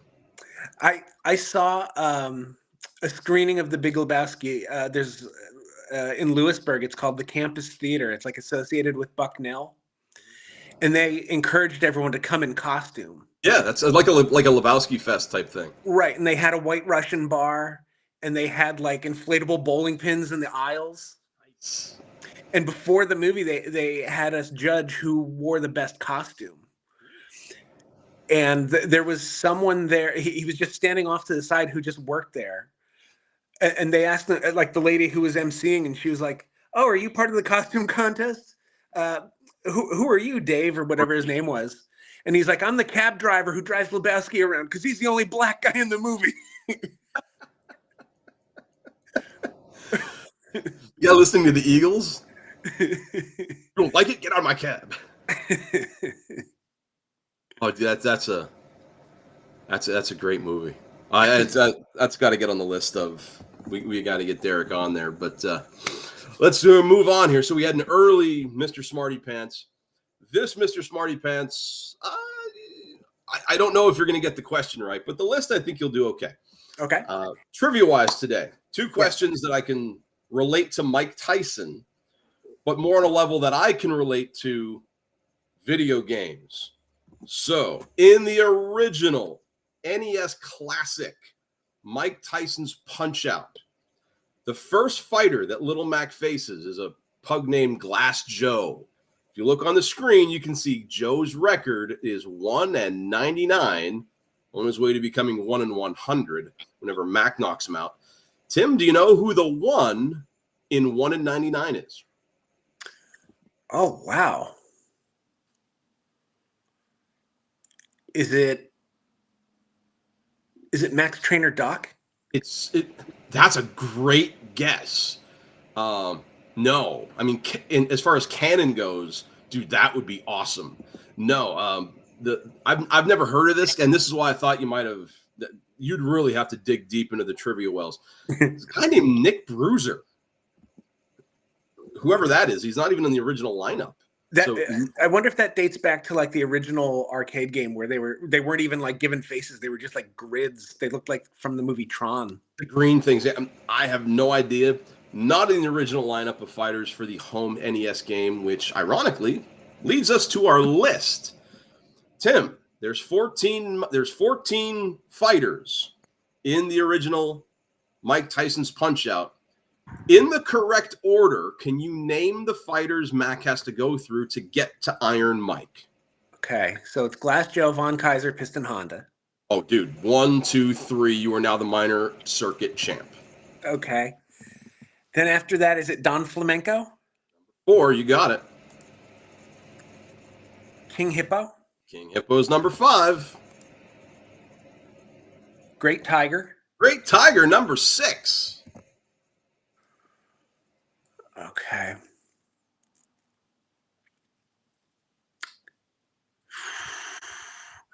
I'm between two. I can't remember who it is after Great Tiger, so I'm going to guess. Is it the second piston Honda? Not the second piston Honda. Is it Bald Bull? It is Bald Bull. So Bald Bull is number 7. Okay. You are now the major circuit champion. Okay. So then is it the second piston Honda after Bald Bull? Piston Honda comes in at number 8. The second Don Flamenco after that? No, not Don Flamenco. All right, after the second piston Honda. All right, let me think here. Because it's the second piston Honda. You have Mr. Sandman, Soto Popinski, Tyson.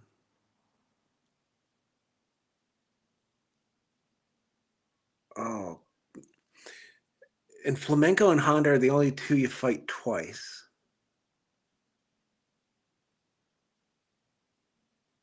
Oh my God, I'm going to kick myself. Okay, so it's second piston Honda.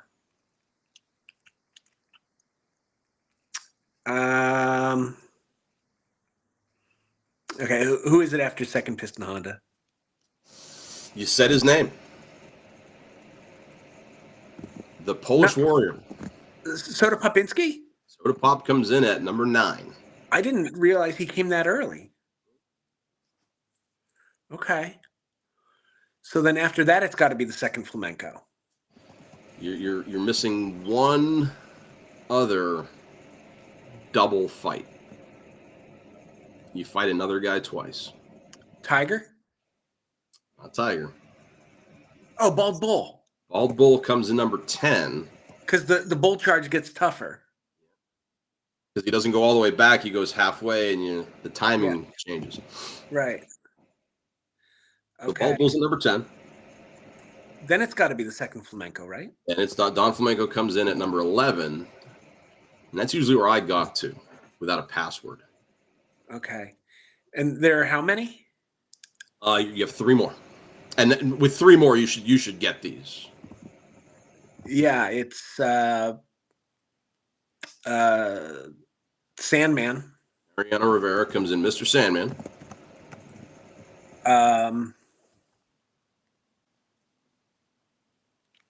What was that guy? Was it Incredible Dream? So Mr. Dream was he was the non-licensed version of Mike Tyson. He was like the white Mike Tyson. Yeah, when he went to prison. When Tyson had his legal issues and they took him off the game was just called Punch Out, and Mr. Dream was the end boss. So not going with that guy for the original game. Because Sandman was the big black guy, and then there's the guy who like does the spin punch. Guy with the awful gray ponytail. Yeah, the weird gray ponytail, but I can't remember his name. He would be the cream of the crop in this game. Oh, Macho. Mr. Macho? Super Macho Man. Super Macho. Super Macho Man. And then that gets us to Iron Mike. There you go. I mean, that's. Do you remember the code to get to Tyson, by the way?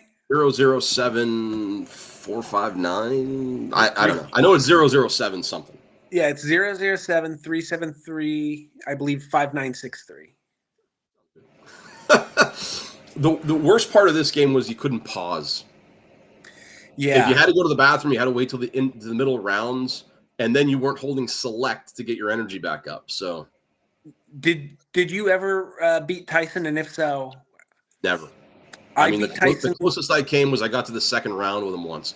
My timing was always off. And here's the thing: you get on TikTok, a lot of people playing retro games. I see Mike Tyson's Punch Out all the time. Yeah, and people it's a great game. They run through it like hot knife through butter. I could never do it. I beat Sandman once. He was always where I stopped. The only time I beat Tyson was at your house on a break between doubles. It was in football. I remember you guys used to play a lot of that, and I would fall asleep. Yeah, because me and Jerry Donati were taking turns playing Punch Out. I remember on the pull-out couch bed. Yeah. Yeah, good times, man. So not a bad showing, I don't think for can't Mr. believe I Sorensen. forgot. I'm not mad that I forgot the order. I'm mad that I forgot Super Macho's name. Yeah, it's surprising, but that's okay. So I didn't do I didn't want to do a what do we call it, the roulette thing today. So I like tournaments. We're going to do another bracket for you. So the way this works, for those of you watching at home, I'm going to give Tim just two random things, and he's going to pick what he likes more. And we have a bracket of there's a top 8 here. Okay. Last week's theme for roulette, the roulette rundown was blue things. So today we'll see if you can find the theme for our bracket buster. So your first round matchup, who wins, Carl Yastrzemski or Jim Rice? Who do I think's better, or who do I like more? I don't care. Whatever your criteria is in your mind right now, who wins? Jim Rice. You're going to go Jim Rice. Next round, who wins, Xander Bogaerts or Nomar Garciaparra? Nomar. All right. Next first round matchup, who wins, Robert Parrish or Reggie Lewis? Parrish. And our final first round matchup, who wins, Paul Pierce or Dennis Johnson? I loved Paul Pierce when he was playing, but he's becoming a cranky old man. So I'm going DJ. All right, so you got Johnson. Final four, Jim Rice or Nomar Garciaparra? Nomar. And in the other half of the bracket, Robert Parrish versus Dennis Johnson. Parrish. And that takes us to our final. Garciaparra or Robert Parrish? I was a big Nomar guy. I have to go Nomar. I still have his batting practice jersey hanging in my room. There you go. What's our theme today? It might be Boston athletes. Yeah, that's exactly where we Boston athletes that would not be considered the number one of their, like I didn't throw Ted Williams or Larry Bird in there, so right. Just some sub characters that I found, and to paraphrase Rick Pitino, Larry Bird's not coming through that door. Kevin McHale's not coming through that door. I had Yastrzemski going all the way, but what do I know? Well, and because on my mom's side of the family, we're Polish, and like all the Polish people on my mom's side, whether they like the Sox or not, loved Carl Yastrzemski. And not you. Not anymore.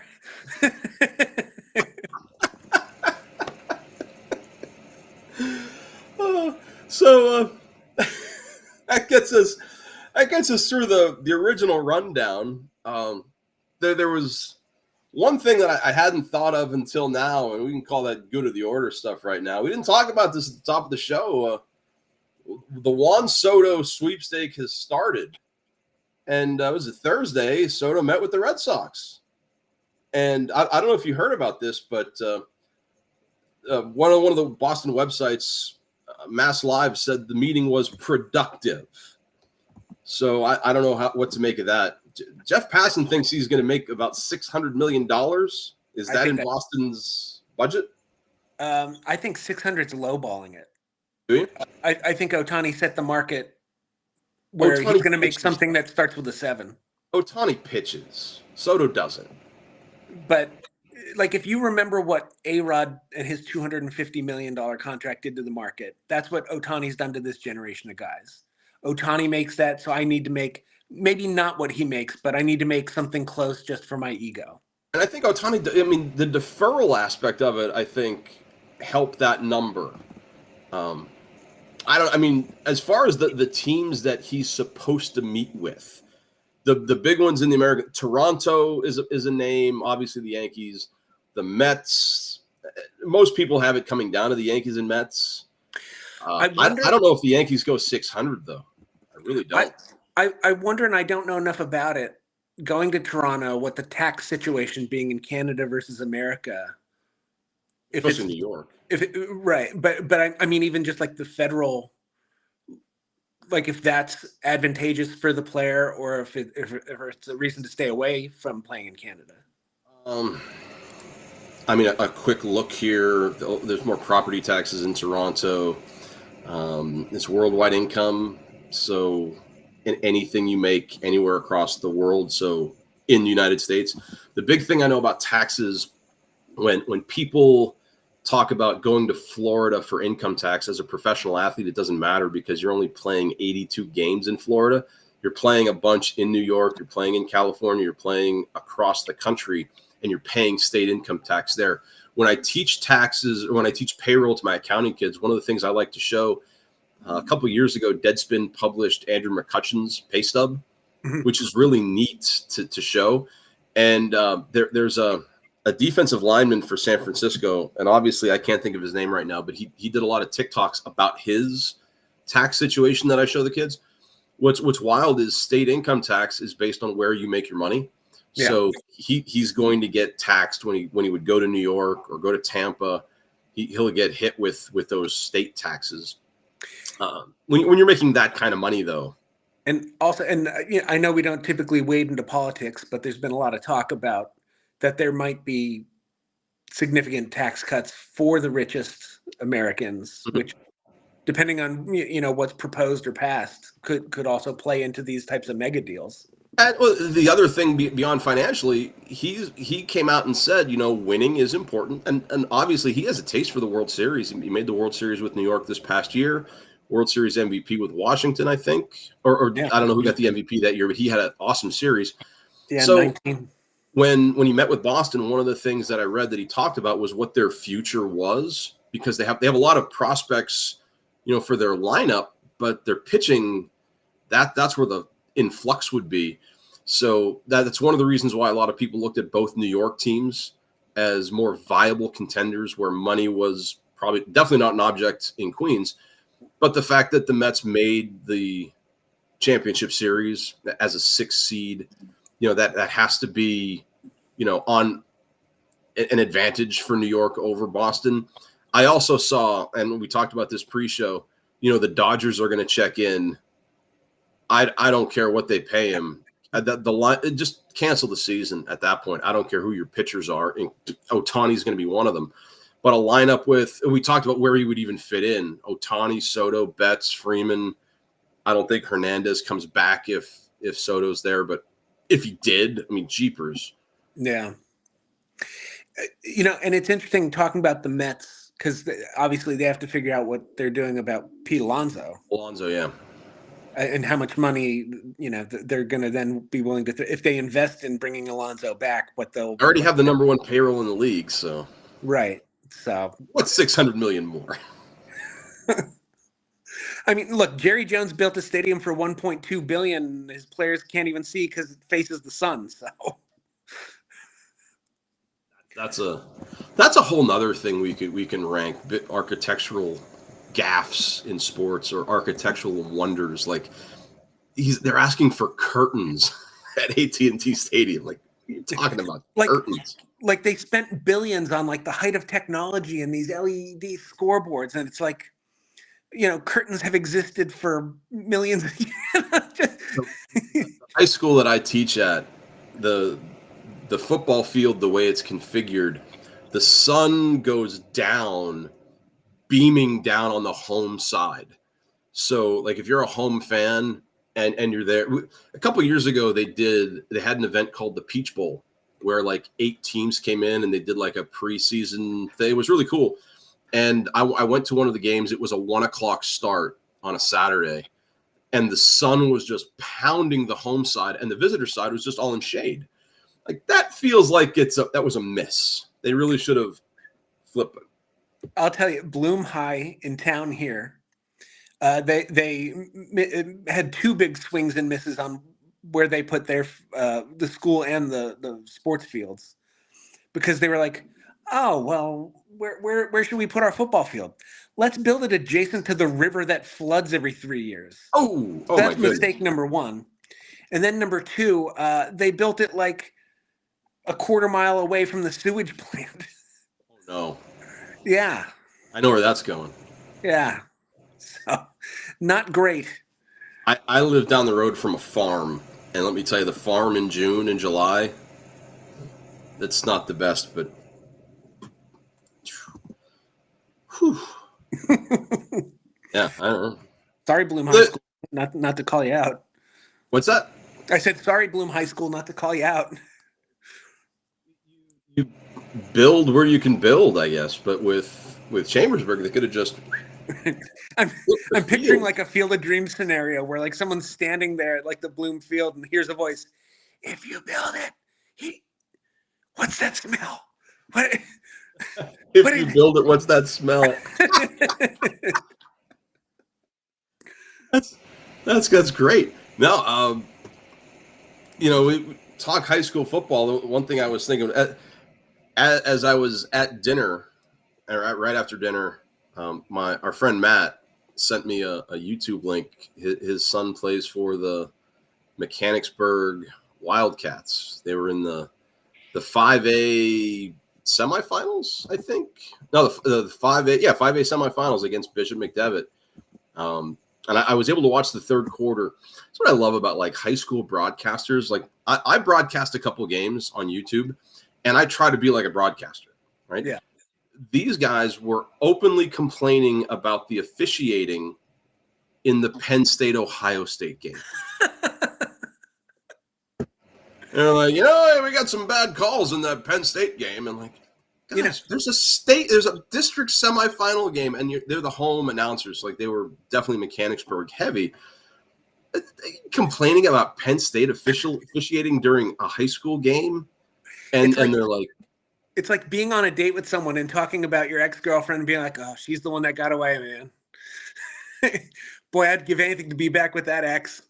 Like, if you're watching, regardless of what you think about, the big-time broadcasters, like the Tony Romos or the Chris Collinsworths of the world, like, they don't openly complain about the refereeing too much. Like, these guys were really like, just get over it, guys. And I like how Al Michaels has kind of taken to calling out some of the more egregious missed calls. There's a lot of them, though. So calling it out though, and complaining about it because they're hurting your home team, I think there's a subtle difference. Right. Yeah. And so that bracket, speaking of that bracket, Bishop McDevitt is in the finals against Exeter Township. They were the 8th seed. They knocked off Conestoga, who was the 4th seed, and they hit 48-14. They laid a smacking on them. Mechanicsburg hung tough with McDevitt, 26-14, the loss there. So shout out to our buddy Matt and Josh. Matt and Josh's sons both play for Mechanicsburg. In the 5A world, I'm just checking out now 6A, where we would have played back in the day. No shocker, Harrisburg. Yeah. Knocks off. They knocked off the top seed, Mannheim, but Harrisburg's always tough. And they're going to get the 2 seed, Wilson. It's going to be a good game next week, 1 o'clock. Check it out. I don't know a lot of the schools outside of my area. St. Joe's, are they still alive down in Philly? They're not in District 3. They're in District 1. So they're really quick Google search. Let me get my producer on that. District 1, Bucks County Championship playoff brackets. The 6A championship. Are they 6A?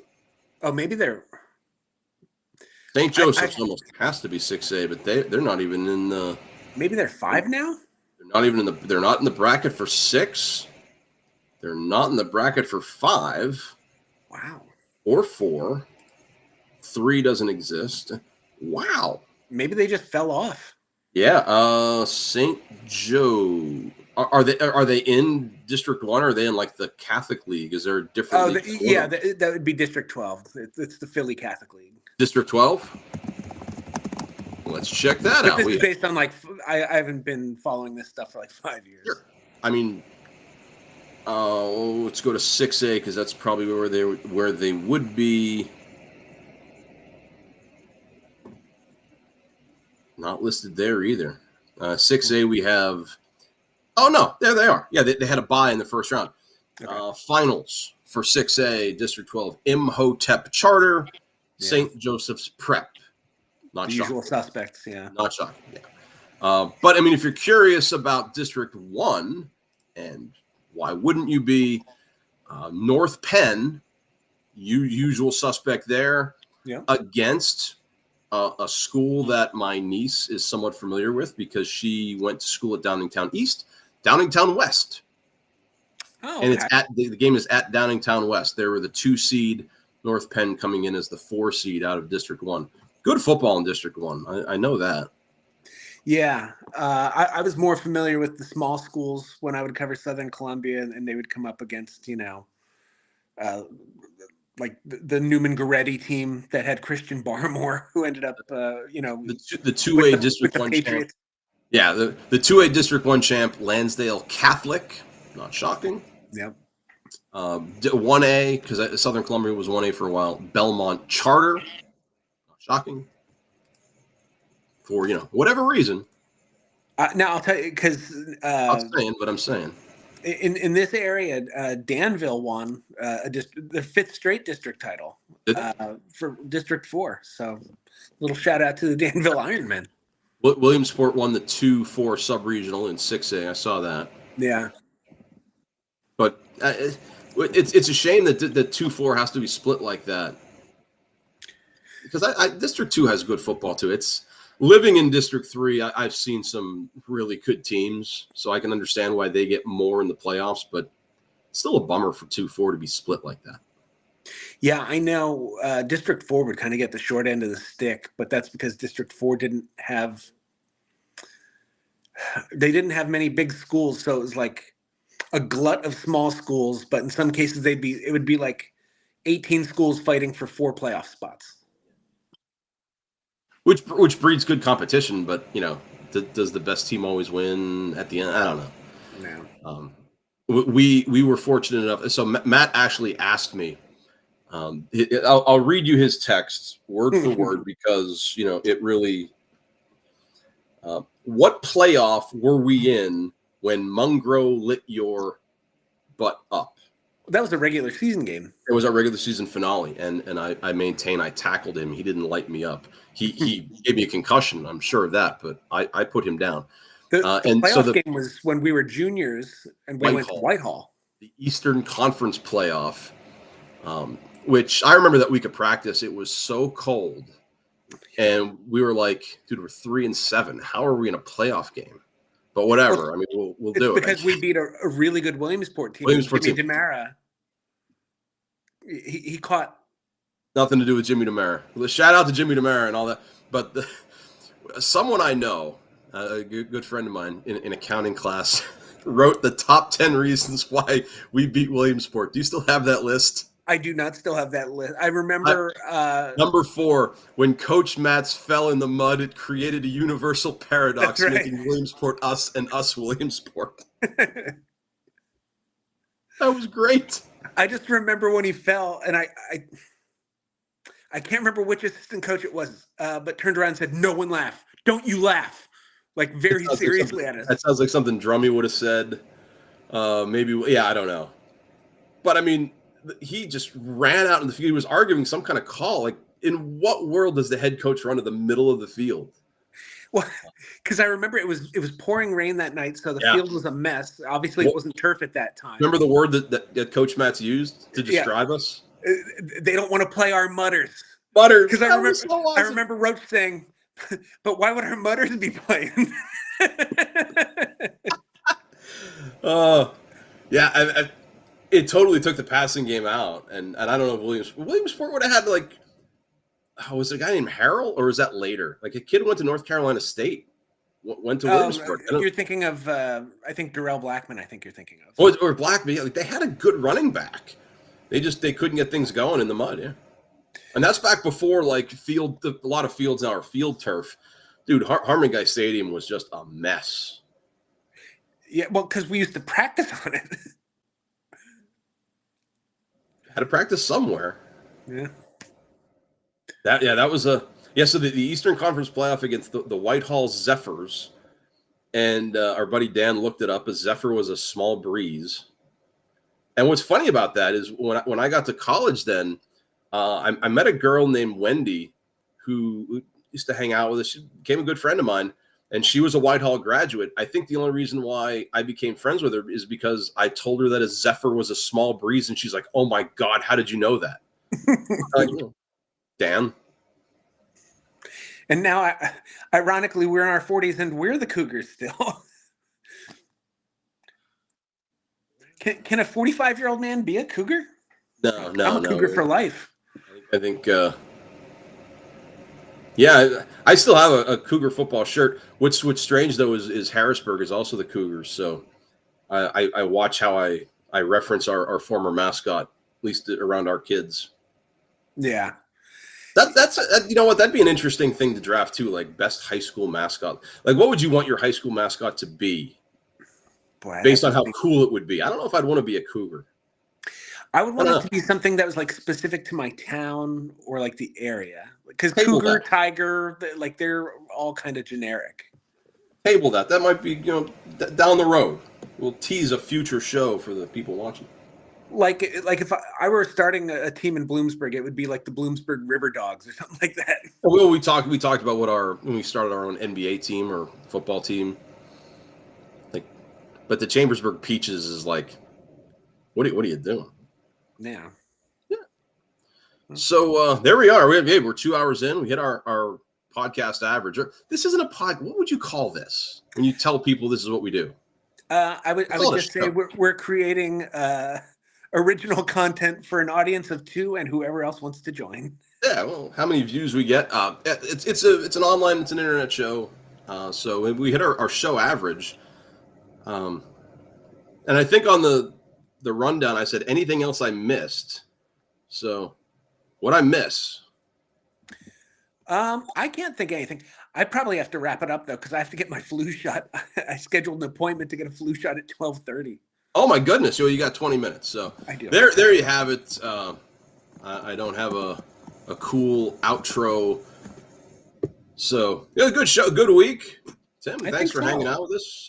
You out in the world, thanks for hanging out with us. Thanks for restreaming us or liking and subscribing and all that happy stuff, either here on YouTube or here on Twitch. We're here every week, so check us out, email us, comment, and all the happy stuff. And we'll see you next week. He's Tim, I'm Max.